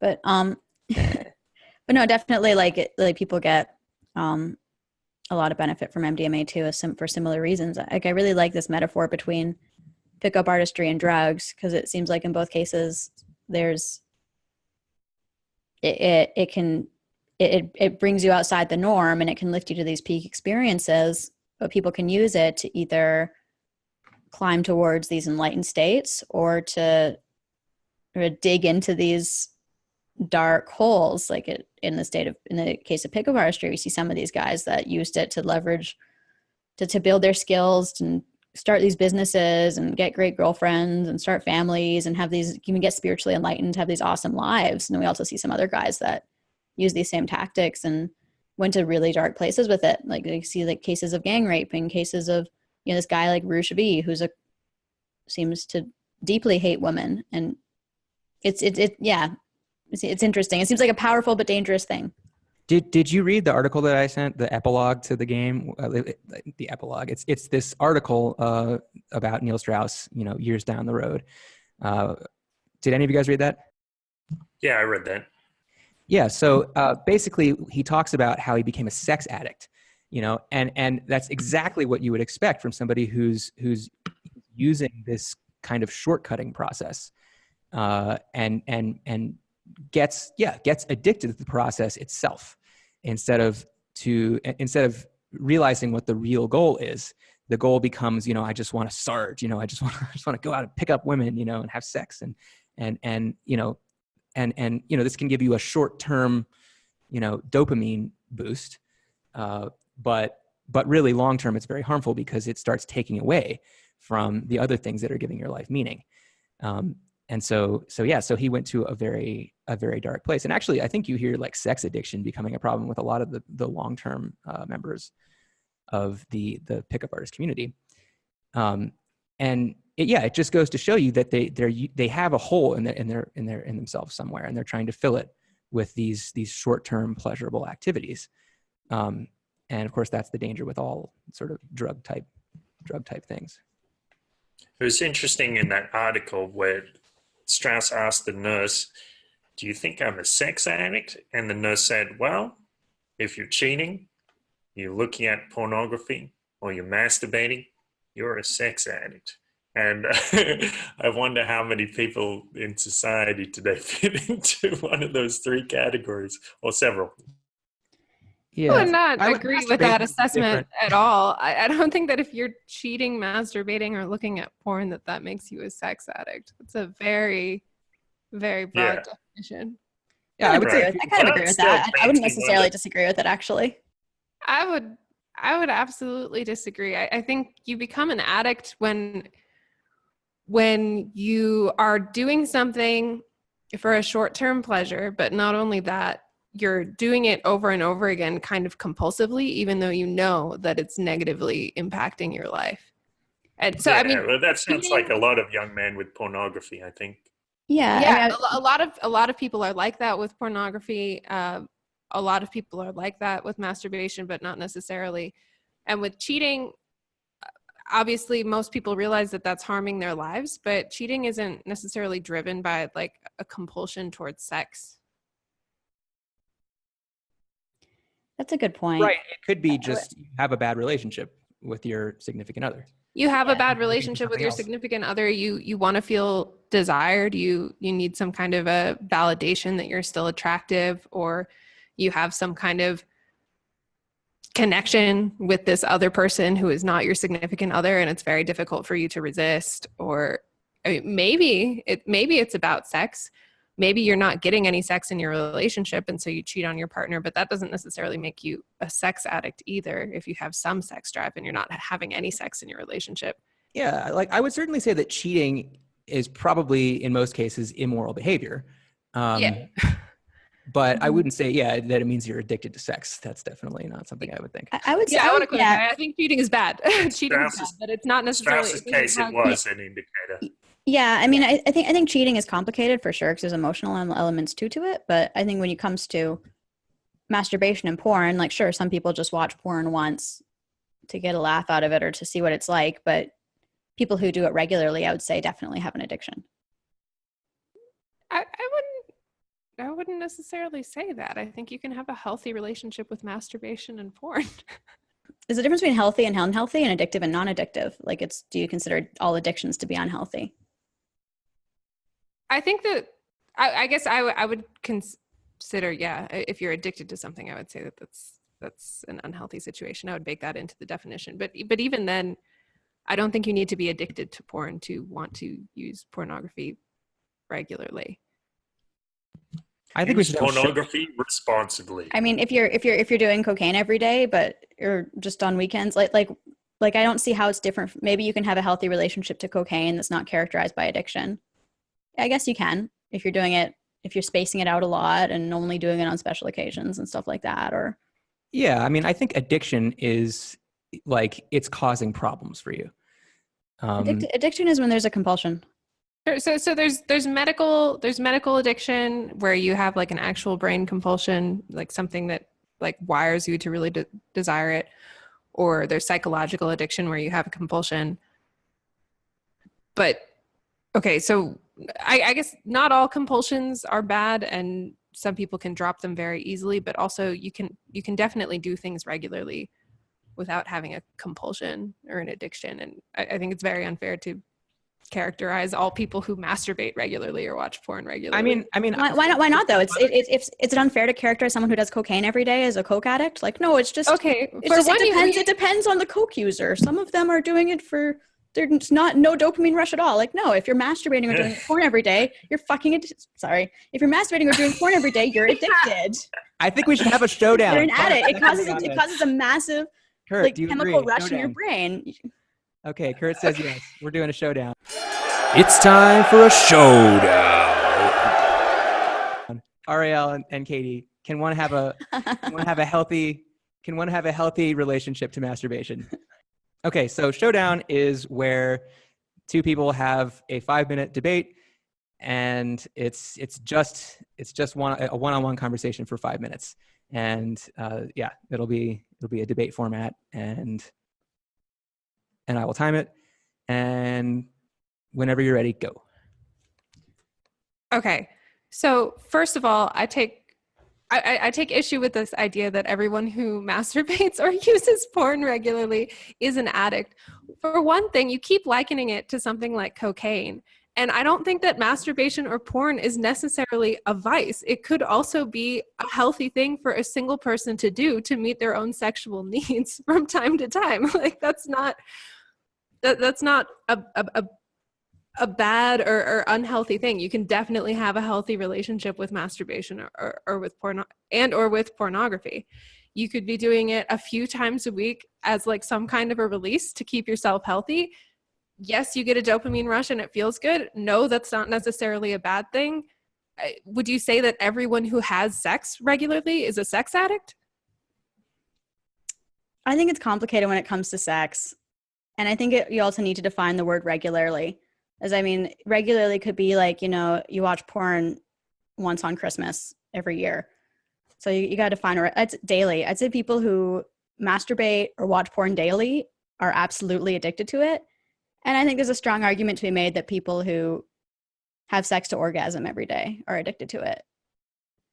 Okay, so when you say the term sex addict or masturbation or porn addict, are you necessarily attaching an unhealthy or negative connotation to that word as we normally would?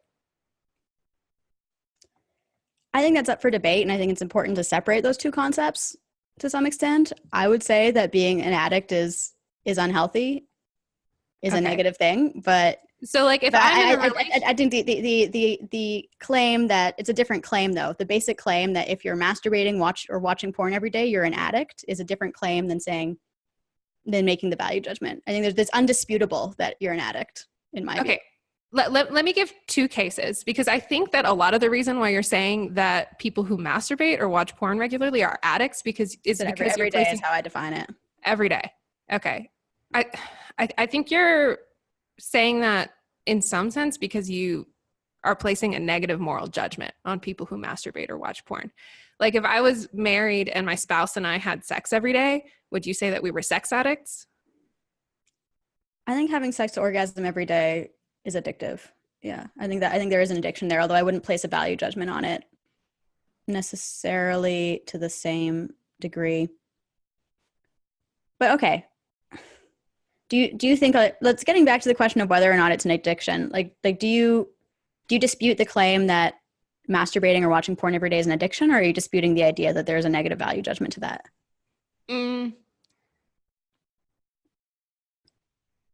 Well, okay, so one, I think we've moved the goalpost because when we first started this debate, we said regularly. Okay, well, I'd say even doing it multiple times a week is addictive. Okay. I would say that most people who masturbate or watch porn multiple times a week have some kind of a drive to do that, and you could classify that as an addiction, similarly as you could say like somebody who has a regular sex life in another way is a sex addict. But I don't think that that's actually what people mean by the term, and I dispute the fact that there's always a negative.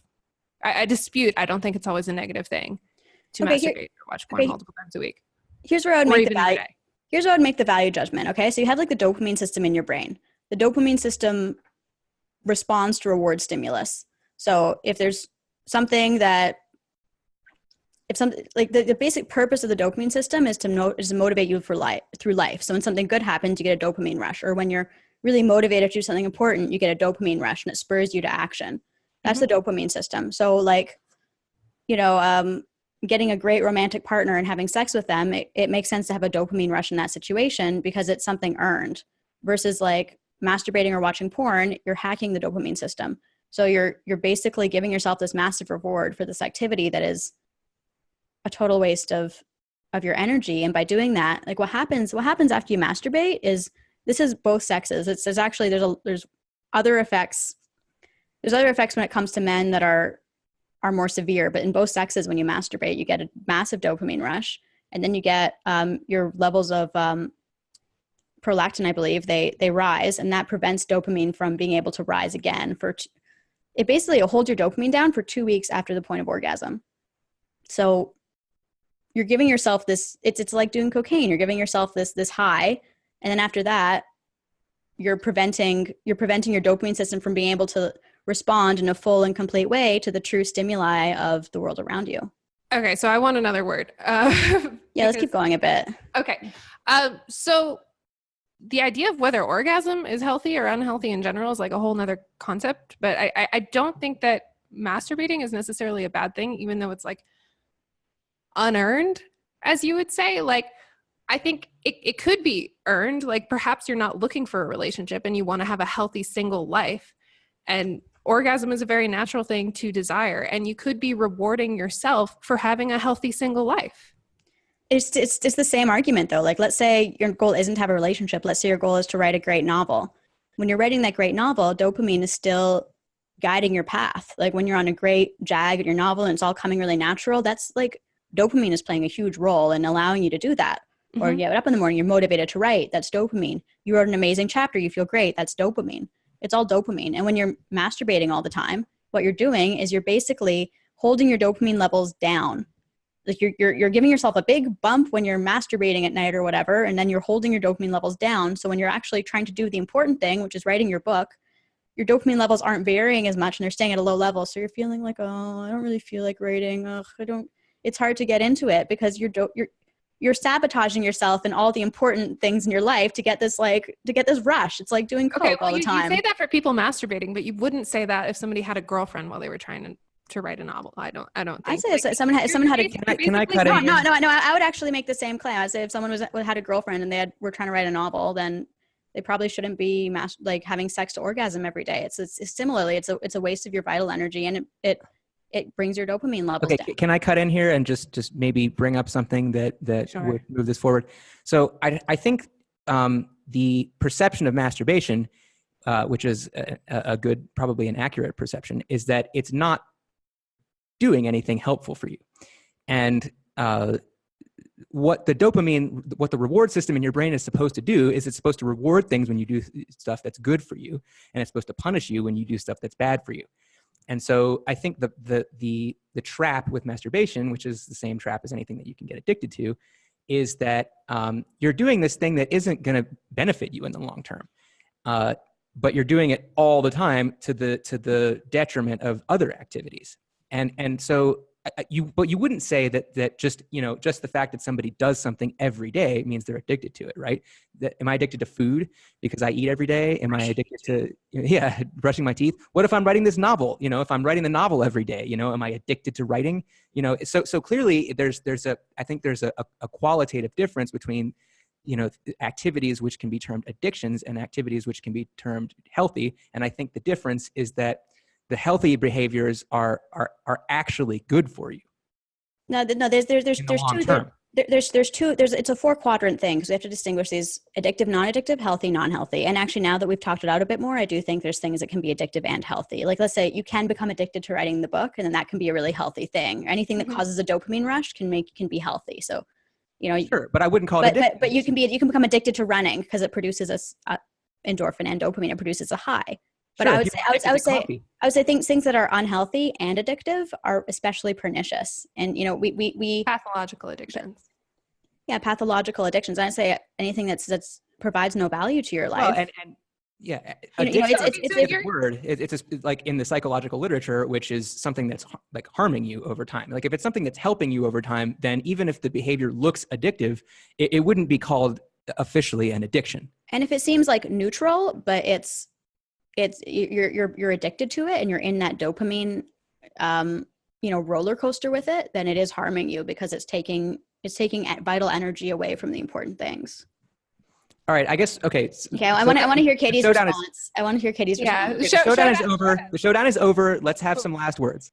I think that a lot of what this conversation is kind of pointing to, though, is specific attitudes about masturbation and use of pornography. Like, it's not beneficial to your life in like a biological sense or a strict sense like sex would be. You're not bonding with another person. It's not part of relationship building to that degree. But I do believe and not believe, like I know that people can have a healthy relationship with masturbation. And I think that sometimes pleasuring yourself can be valuable to your life and as a form of self-care and as a form of like showing yourself that you can meet your own needs. I don't think it's necessarily just reward for nothing or only messing with the dopamine systems. Anything that's pleasurable has a dopamine response, and that's something to keep into account. That's a good thing to keep in mind. But I don't think that you should necessarily just judge and say that anybody who masturbates is like wasting their vital energy or what have you. I think that it can be a very healthy thing to do. And I think that just because somebody doesn't want to have a sexual relationship with another person at that time means that they should have no sexual release at all. I mean, I said multiple times a week or every day, though. I think, like, you know, if you masturbate once a month or on holiday, like, I don't know. I don't see how it's different from drugs, though. I don't see how it's different from drugs. It's not. I don't see how, But I don't see how, like, how you can't make that same argument if it's like, why wouldn't it apply to cocaine? It's like you could just make up a story, like, you know, when I do cocaine, doing cocaine is like really teaching me that I can be self-sufficient and that it showed me that I've made it, that I can afford cocaine, and I feel really good about myself as an individual, and I don't need other people to be happy, and it's empowering. This is weird. This is weird, and I know that this is kind of extreme, and I think it's really rare. But I can think of examples of people who I've known in my life who have had healthy relationships with cocaine. But are they doing it multiple times a week though? For short periods. Yeah. So going back to what we were talking about before with the pickup artistry and how it can possibly be helpful, I think this is the key to all of these things that we're talking about, which is that if you do them maybe once, if you're like in a really, really low place and you just feeling terrible, you just feel like shit, you know, and anything that you do that had any kind of peak experience is going to kind of help you get out of that rut. I think that masturbation or cocaine or any of those things can kind of help with that, as long as it doesn't become a crutch, you know, as long as it's not like, oh, I'm feeling bad, so this is my go-to activity. You know, it's kind of like, okay, I've been feeling bad, so I'm going to do this once. You know, now I had a positive experience. Now I have a better outlook. Now I can go and actually accomplish things with my life.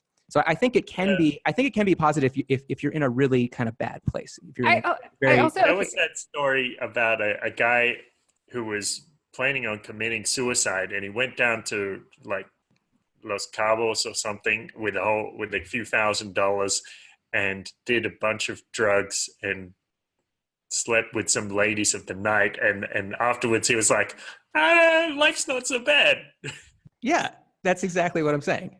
I do want to clarify, like, I would not recommend that anybody do cocaine. I think that cocaine is like really easy to get negatively addicted to, and like probably a really bad thing to do, and also it's like an incredibly violent industry, and you're like inherently supporting really, really, really bad stuff if you're buying cocaine. So is porn. But everything you just said can apply to porn. It's one of the worst industries in the society, and it's one of the most toxic, negative, addictive things out there on the market. For the most part, that's true. For the most part, that's true. But also there's a million different types of porn, and like there's a lot of homemade porn that's made by couples who are fulfilled and enjoy doing it. And I have known people who have only watched that kind of porn, and like also I can't speak to porn very much. I don't know. Okay. Maybe we should probably have an episode on porn. A lot of this like feminist porn industry is also like complete bullshit. Wait, what? It's a lot of this feminist porn is complete BS. But anyway, it's not even necessarily industrial. A lot of it is just like you could just go to somebody's personal blog. All right. But anyway. Yeah, no, actually, that's a great point that Ariel was making, which is that a lot of these industries that provide these kind of addictive products tend to be run by really bad people. Yes. And you're supporting that by patronizing their products and services. I think a lot of what I took issue with is I don't think that masturbation is something that should be compared to cocaine and like these like really like negative. I think it can make your life spiral downhill. I think pretty normal and like healthy for. I think most people probably have a healthy relationship. Because something is normal and healthy doesn't. I don't think most people have a healthy relationship to it. So just because something is normal doesn't mean it's positive in people's lives. I think our lives today, like we like to look at the coke addict and be like, that person is so messed up. But so many people today, like our daily lives are surrounded by notifications on the cell phone and eating sugary foods and eating trans fats and watching porn and playing video games and buzzing flashing lights everywhere. Like all that is completely overloading your brain and overloading your dopamine system in an extremely toxic way. Right. It's definitely the case that if you're seeking out these cheap highs, these cheap thrills, that you're probably not in a good place, and you should probably rethink your life and try and get some noble, nobler purposes in your life, and aim towards those. And I think a lot of times when people do, get addicted to these things, it's exactly because there's that hole in their life and they're trying to fill it with, and they just don't know what to fill it with. So they seek out these very easy, very, very short-term solutions.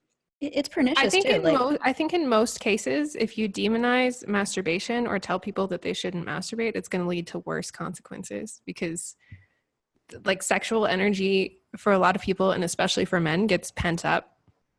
And if you say that like anybody trying to release that themselves is like a negative thing or a form of addiction, or try to like moralize it in a negative way, then I think that leads to worse behaviors in general. Okay, this is where it gets complicated, because you get into like the teachings of like tantric sex and stuff like that, which is basically that like if you're not always like constantly masturbating, which is like just like releasing your energy, you can learn to redirect it within your body. And like in those kinds of teachings, they still do teach that like young men still shouldn't masturbate like a certain amount of time, like periodically. Or like and there's like algorithms for it, like how often they should and stuff like that. But yes, exactly. Like there's a difference between recognizing that like maybe completely going cold turkey masturbating, like right knuckling it, if you're someone that has like a tense whatever, is maybe not the best idea, versus just completely being like, like just like this total lack of any kind of like, it's totally fine, each to their own. Like I don't think that's accurate either. Like it does specific things in your brain and your body and your spirit. Yeah, I think there's what was I going to say? There's a spectrum, right, of taking these moral absolutes and saying I'm absolutely never going to do this thing ever again. And you see people do this all the time with food too. Like they'll be like, I'll give up this food because it's bad for you, and generally there's no practical difference between doing a food never and doing a food very, very sparingly.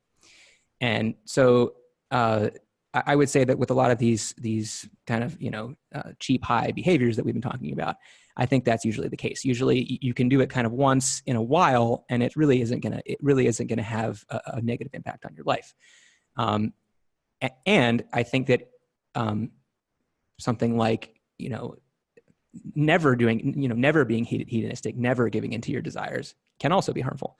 You do want to do some, as Katie was saying, you do want to take care of yourself, and and you build that self-esteem by showing your unconscious mind, that you can meet your own needs. And that's part of self-esteem is being able to make yourself happy. If you don't know how to make yourself happy, then you're just going to get increasingly depressed over time, and that's just going to spiral downwards too.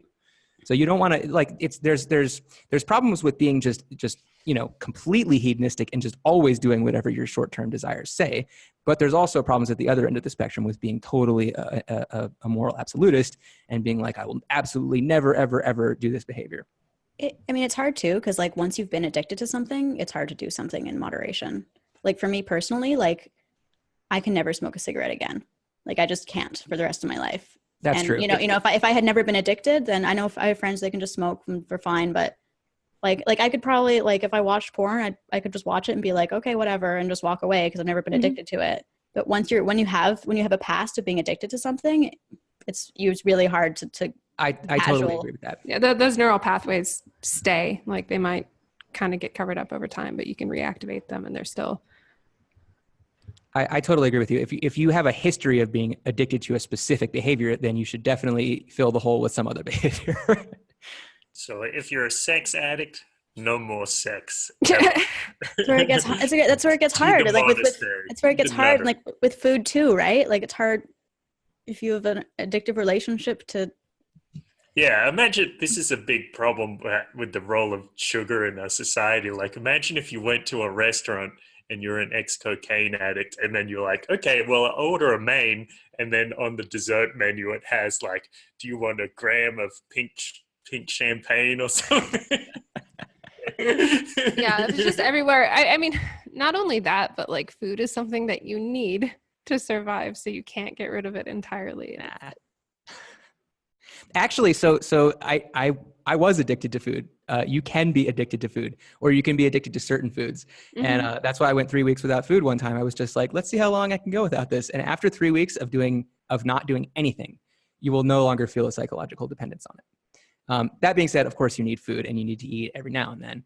But I feel like you should put a bunch of disclaimers about like being careful with that long of a fast also. Like right. Yeah. Yeah, people have died. Don't just do that. Yeah.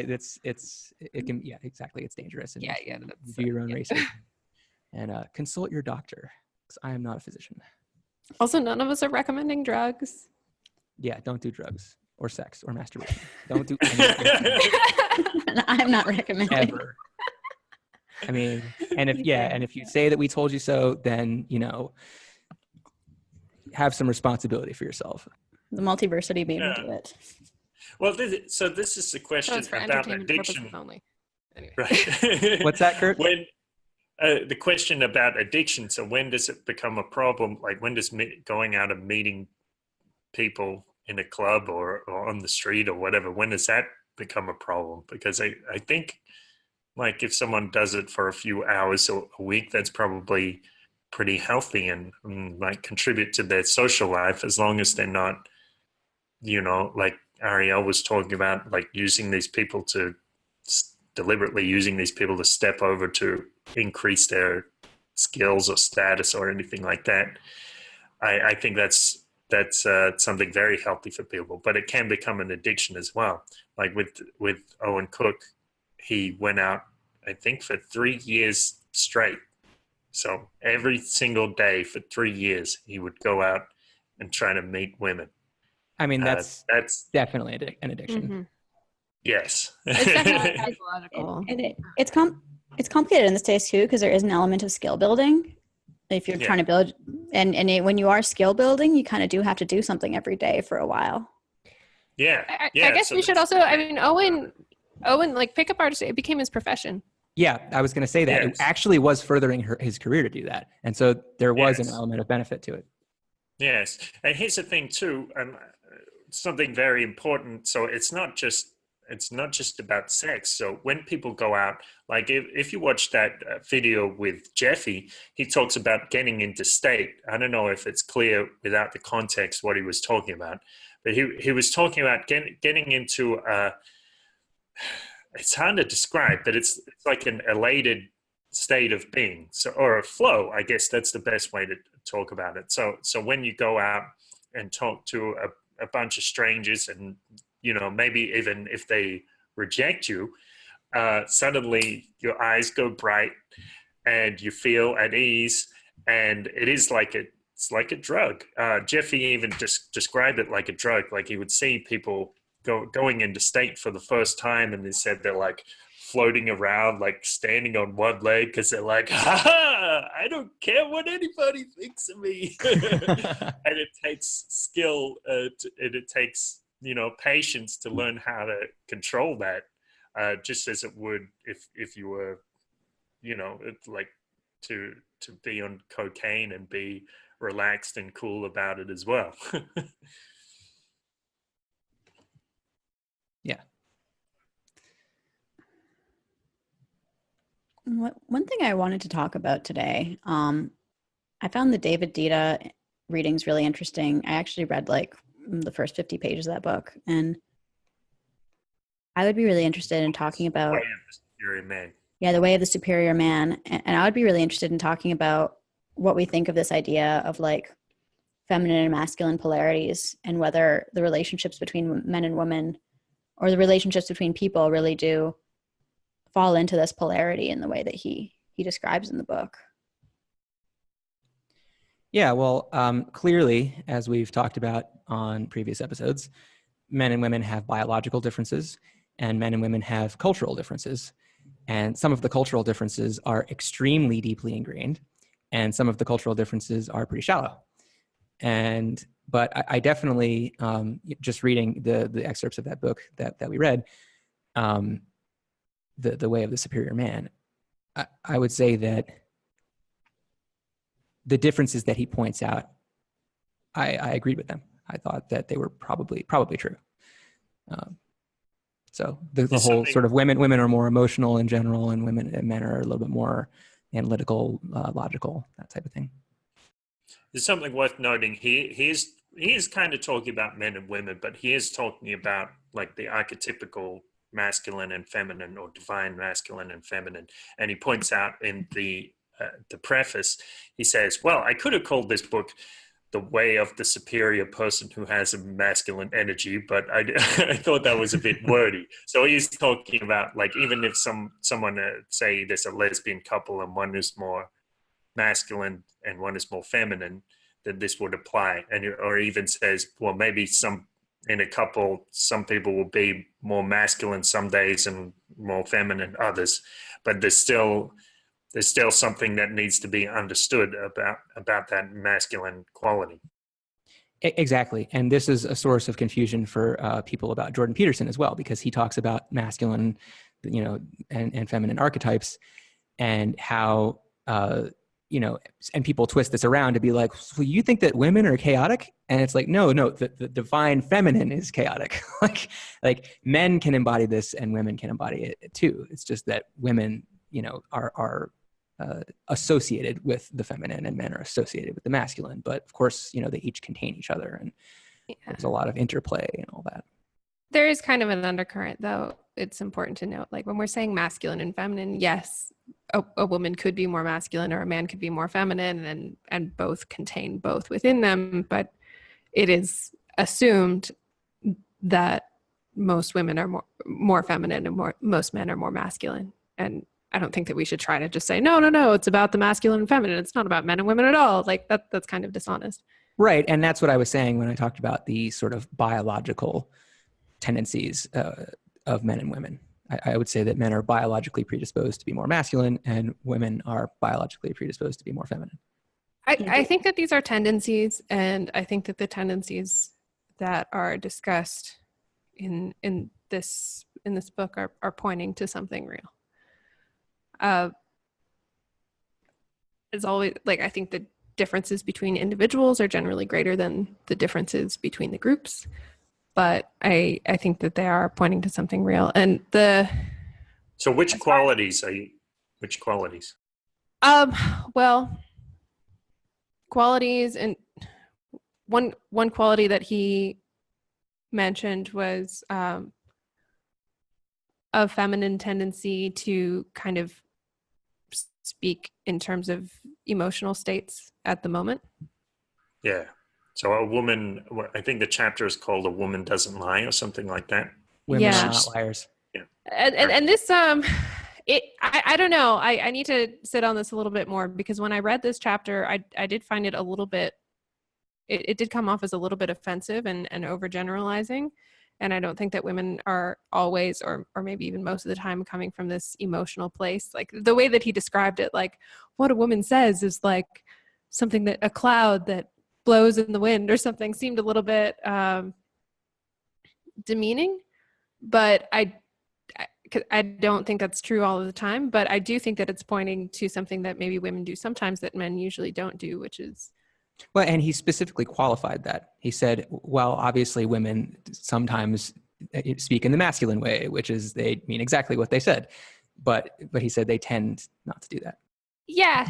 Yeah. The thing is, even with these qualifications, though, it's still a little bit overgeneralized. Yeah.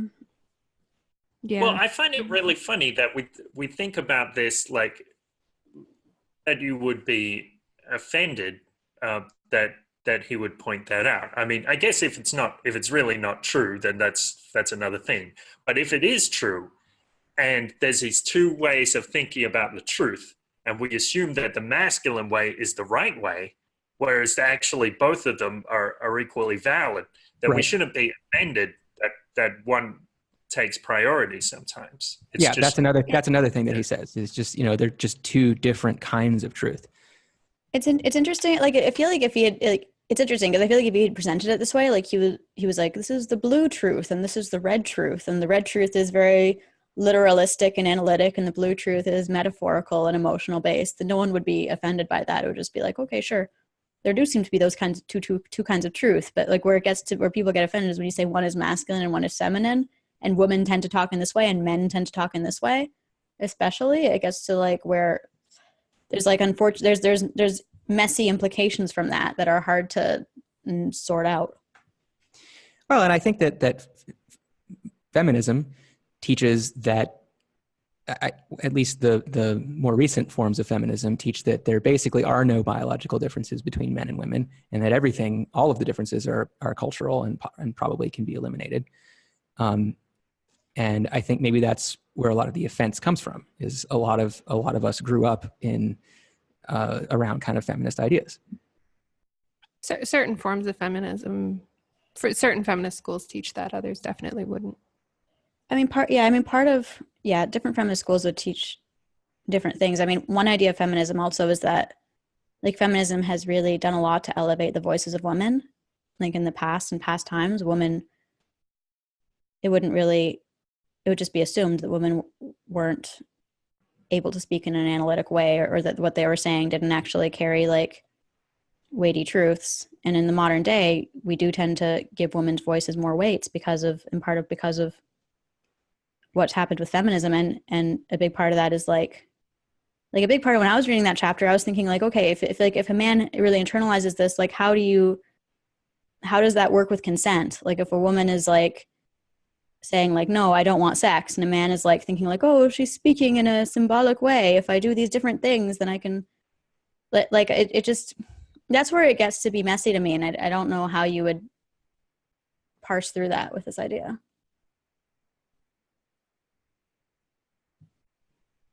Yeah, I don't know either.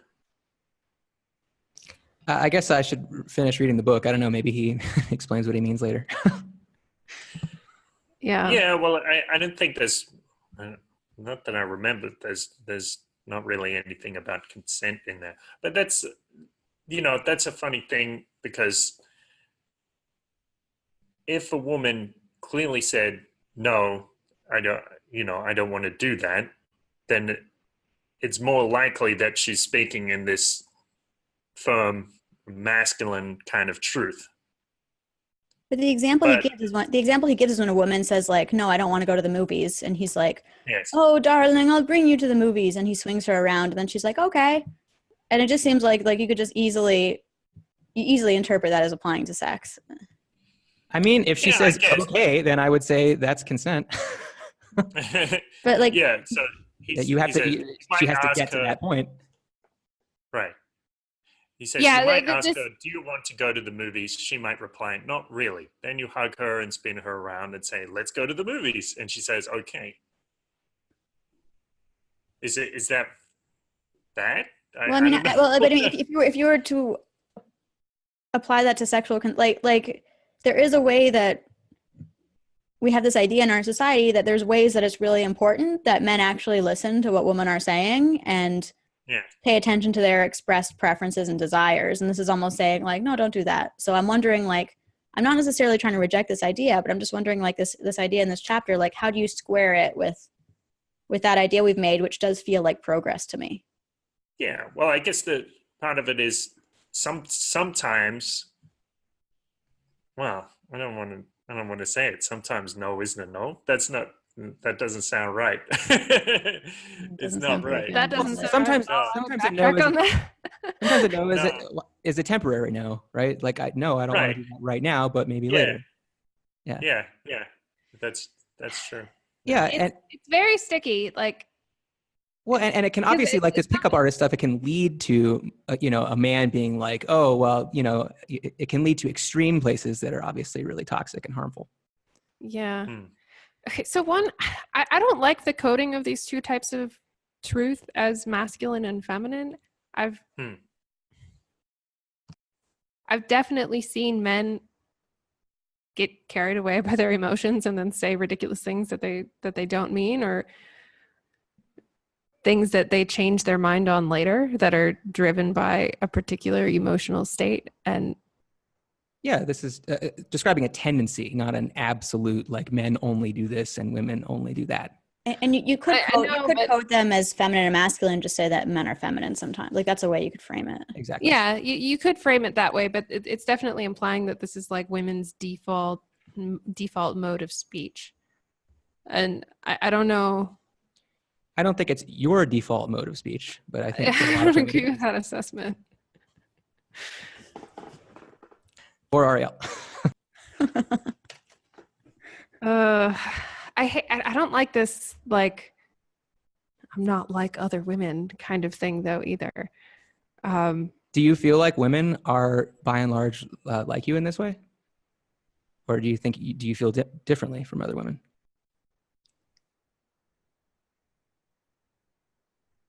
I don't think that I've been in enough very emotionally close relationships with women to be able to really say.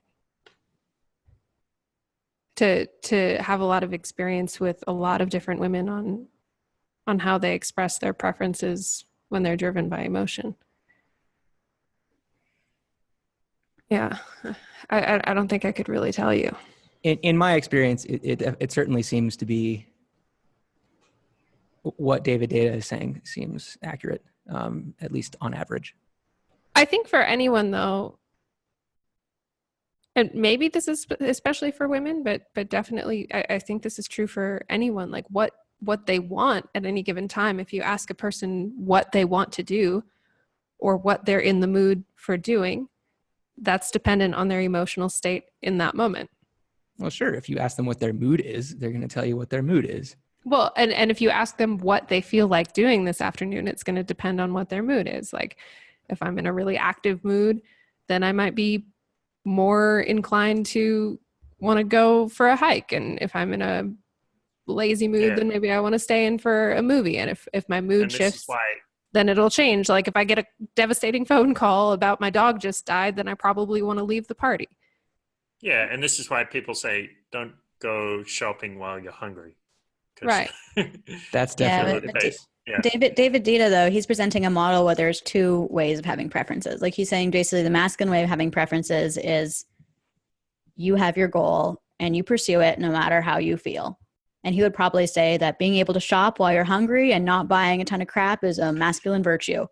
Whereas he says there's like the feminine mode, which is like you're going with the flow and you're flowing with how you're feeling and you're following your instincts and your intuition and you're following the feelings. So he definitely sets up that polarity there. In that case, I'm definitely feminine when I go to the store and I'm hungry. I get home and I'm like, this is awesome. I have so much food. And then I eat it and I'm like, where did all this food come from? Yeah. So when it comes to something like sex, I would definitely say that I've never felt in what the author is framing as the masculine way about sex, where sex is a goal and I don't care how I feel about it in the moment. I just want to do it anyway. No, wait, where does he say that? Yeah, does he say that about sex? No, he doesn't. No, he doesn't. But Ariel just framed the masculine way of having a preference is to have a goal, and that's your preference. And it's kind of unrelated to your changing emotional states in the moment. It's about, this is my preference. And so if you were to apply that frame to sex, I can certainly say I've never felt in a masculine way about sex, but I don't think men really feel that way either. Or maybe they do. I think sex is a bit of an exception. I think sex kind of has its own rules. I think that section specifically is about keeping your word, okay? It's about saying you're going to do something and then following through. If something is just, in your mind and you have this kind of vague goal to do something, then, maybe you're going to do it or maybe you're not. But I don't think that's what that chapter was about. I mean, this is a Guys, pickup artistry book. No, it's not a book about pickup artistry or meeting women. This is a book that's about masculine polarity. But this is a self-help book. Okay. So big, it's not intended to be a guide on how to meet women or anything like that. It's kind of like a tantric. He's kind of a tantric kind of guy, right? Yeah. It's interesting. It's hard to know what to make of it. It is hard to know what to make of it. Yeah. Well, I think things will be a bit clearer if you read the whole book. And I do highly recommend this book. If nothing else, it's going to give people a lot of food for thought and see how they think about their relationships. It's called The Way of the Superior Man by, who was the author Data. again? David Data, yeah. David Data, 1997. To answer your initial question, because I don't think we got to it so much, in my experience, I do think that there tends to be a polarity in relationships, and that some kind of a masculine feminine polarity, in my experience, leads to more sustainable or long-lasting or attracted relationships. That could just be my case. But how do you define masculine feminine? It seems like you have a different model than David Data has. Maybe it's somewhat similar. I just hadn't included that model of truth, or thought about that model of truth. I guess I would say, this is so, it's hard to define masculine and feminine without going into kind of treacherous waters. Why is that? Oh, sorry. Because it leads into stereotypes about men and women, and I don't feel like men aren't in the masculine all the time, and women aren't in the feminine all the time, and you can embody both. But maybe this kind of go-getter energy, firm energy, like active, assertive energy, as opposed to like more of a receptive and emotional and like nurturing kind of energy. Yeah, I mean, I think we talked about, like, even in same-sex couples, there's usually one that has more of a masculine energy and one that has more of a feminine energy. And in Tyler Durden's, it reminds me of something that he said in one of his talks, where he talks about how, you know, either people are reacting to you or you're reacting to people. And I think maybe that has something to do with it. Like when you're in a relationship with somebody, there's going to be, when you have a two-person relationship, or even like a group of people, generally there's one person who's kind of driving stuff forward, and everybody else in the group is kind of just reacting to that. Yeah, that also ties in with Keith Johnson's idea about status, or the drama idea about status. Yeah, it's definitely the same. Yeah, same kind of. I honestly think I want to do a lot more thinking about this before I speak on it openly, because my thoughts about it are really unrefined and unformed, and I think that if I try to express it now, it's going to come off too simple and kind of stereotypical.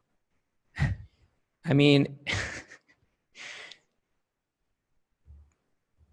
that's how I always feel about expressing myself in any given moment. And this is, Neil Strauss talks about this in that article I sent, where they were like, well, do you still agree with everything that you wrote in the game? And he's like, no, everything I write is like a picture of where I'm at the time.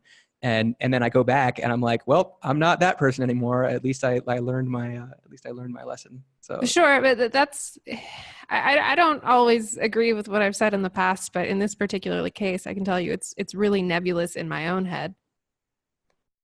And I definitely don't feel this way about everything that I talk about. Men are the strong sex and women are the weak sex. Yeah, obviously. That's it. You hit it. Nail on the head. Right, Ariel. I do think egalitarian relationships are absolutely possible and functional too. Like, and I've also been in relationships where it didn't really feel like one was projecting more of a masculine energy or one was projecting more of a feminine energy. Like, I've specifically had conversations where it's like, well, you're like a more kind of stereotypically masculine woman, and I'm kind of like a more stereotypically feminine man in some way. Like, I don't know. I've been in those kinds of dynamics too. It seems like you can kind of both be in the middle, but if one person is leaning in one direction more, then it seems natural for the other person to like step into the opposite and embody the opposite more. And if that suits both of you, then I think it works really well.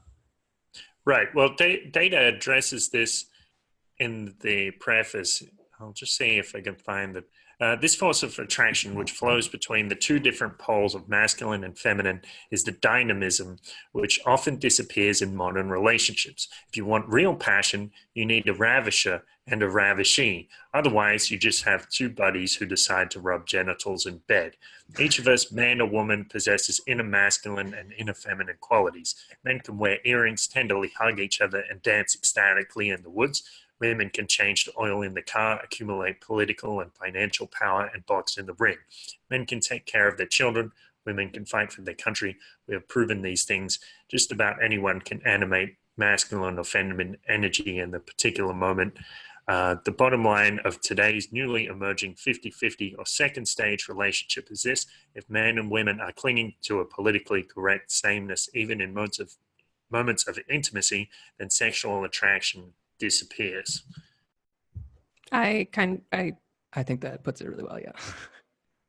I don't enjoy agreeing with that statement, but I do agree with that statement. Well, and so what I was going to add is that the reactor and the reactee are not necessarily like permanent and absolute. Like they're situational. So in a balanced, healthy relationship between a man and a woman, there's going to be domains where the woman is dominant, and the man is following the woman. But it is apparent to me that in the bedroom, it should probably be the man who's dominant. It depends on the people, I think, but I would say in the vast majority of cases, that seems to align with what people want. Yeah, it's interesting. I don't know. I mean, it's hard to discount this idea when so many people relate to it so strongly. I almost wonder, though, it would be interesting to do a whole episode on like Tantra and stuff like this, because there's all this philosophy around this. But there's this paper that I read called The Four Pillars of Tantra, and it talks about how there's different poles along which sexual energy can build. Like there's like the male-female pole, there's a masculine-feminine pole, there's a dominant submissive pole, and then there's like a young old pole for like age different relationships. And it just when I read that, it made me think like what actually is, like, is it necessarily the masculine feminine, or is it contrast itself, or like creating polarity itself, or does it have to be like polarity along some kind of archetype? And it just like I almost wonder if the picture is even like bigger than what he's setting out here. Yeah, I'm sure it is. Later in the book, he talks about the temperature of women, which I'm still not entirely sure what to make of, but he talks about hot women and then cool women, which is very interesting. Yeah, this is certainly interesting stuff that is definitely some good material for a future episode. Yeah, that would be a outside the comfort zone episode, but I would do it. But we said we were doing wisdom science next week, so yeah. All right.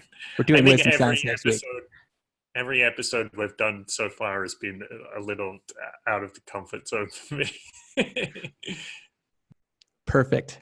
Lean into that edge, Kurt. Lean into that edge. Yeah, leaning into the edge. That's another thing he talks about. Like he talks about you always should live on the edge of your fear. Yep.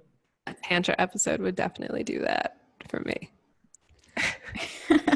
So this seems like a good point for us to wrap up this episode.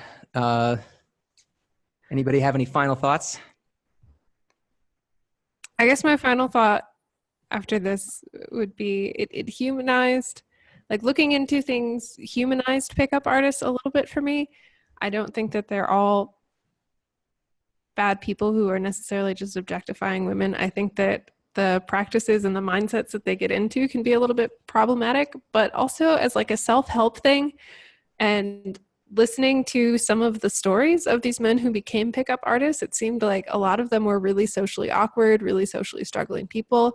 And this was just like going into the field, practicing social skills for them. And it also seemed like a lot of the leaders of the pickup community eventually kind of got over the pickup thing, even if maybe they don't want to say it. But it seems like a lot of them got over the pickup thing. And I think it may be a healthy phase in a lot of people's lives.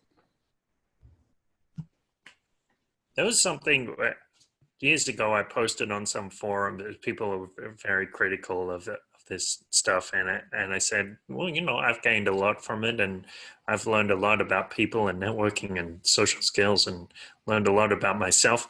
And someone said to me something which I thought sounded really cheesy and kind of BS. They were like, well, it's good that you learned some stuff, but be careful in your process of change not to let go of the person you once were. And I was like, that's nonsense. But now I think it's true. Like, there's a lot of things that I thought I needed to leave behind, and I didn't.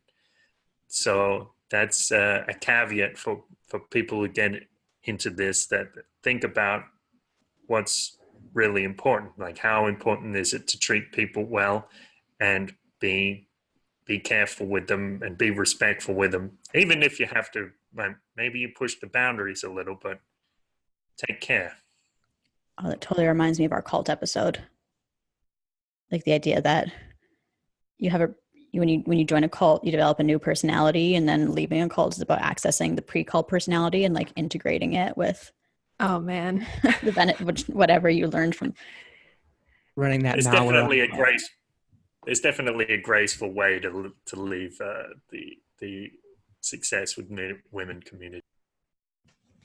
But it probably does become kind of culty in some aspects for certain people. When you read the game, they're all like living in this like man house, like just engaging in a downward spiral together, basically. Yeah. Oh man. Yeah. There's Kurt, like you were saying, that kind of innocent boy, who just wants to have a relationship with a girl. You don't want to kill that guy off. Like, you want to give him a back seat for a bit, but there's going to be this kind of push and pull. There's going to be this kind of wave. See what you did there with the push pull. This kind of wave, where you oscillate between extremes and then you find a balance. I think that a polarity, would you say? Yeah. Yeah, I think that's and eventually you're kind of holding both paradigms in your head simultaneously, and they're paradoxical, but both true.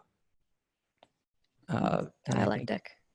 And I think you could see that as, I think that's what happens in a successful heterosexual couple, is you've got these kind of two, like, basically contradictory versions of the truth, which are nevertheless both true. Okay, well, I think we talked about a lot of stuff, and I had a great time talking with this stuff about you guys. I had a great time discussing this stuff with you guys. Everybody, if you liked this episode, make sure to like and subscribe and support us on Patreon, and stay tuned for the next episode of the Multiversity Project. Our Patreon content has always has some bonus extra comments from all of us about what we thought about this episode and these topics. So if that interests you, check it out. Take care. Bye, guys. Thank you for joining us on the Multiversity. We hope you found this episode both mind-bending and enjoyable.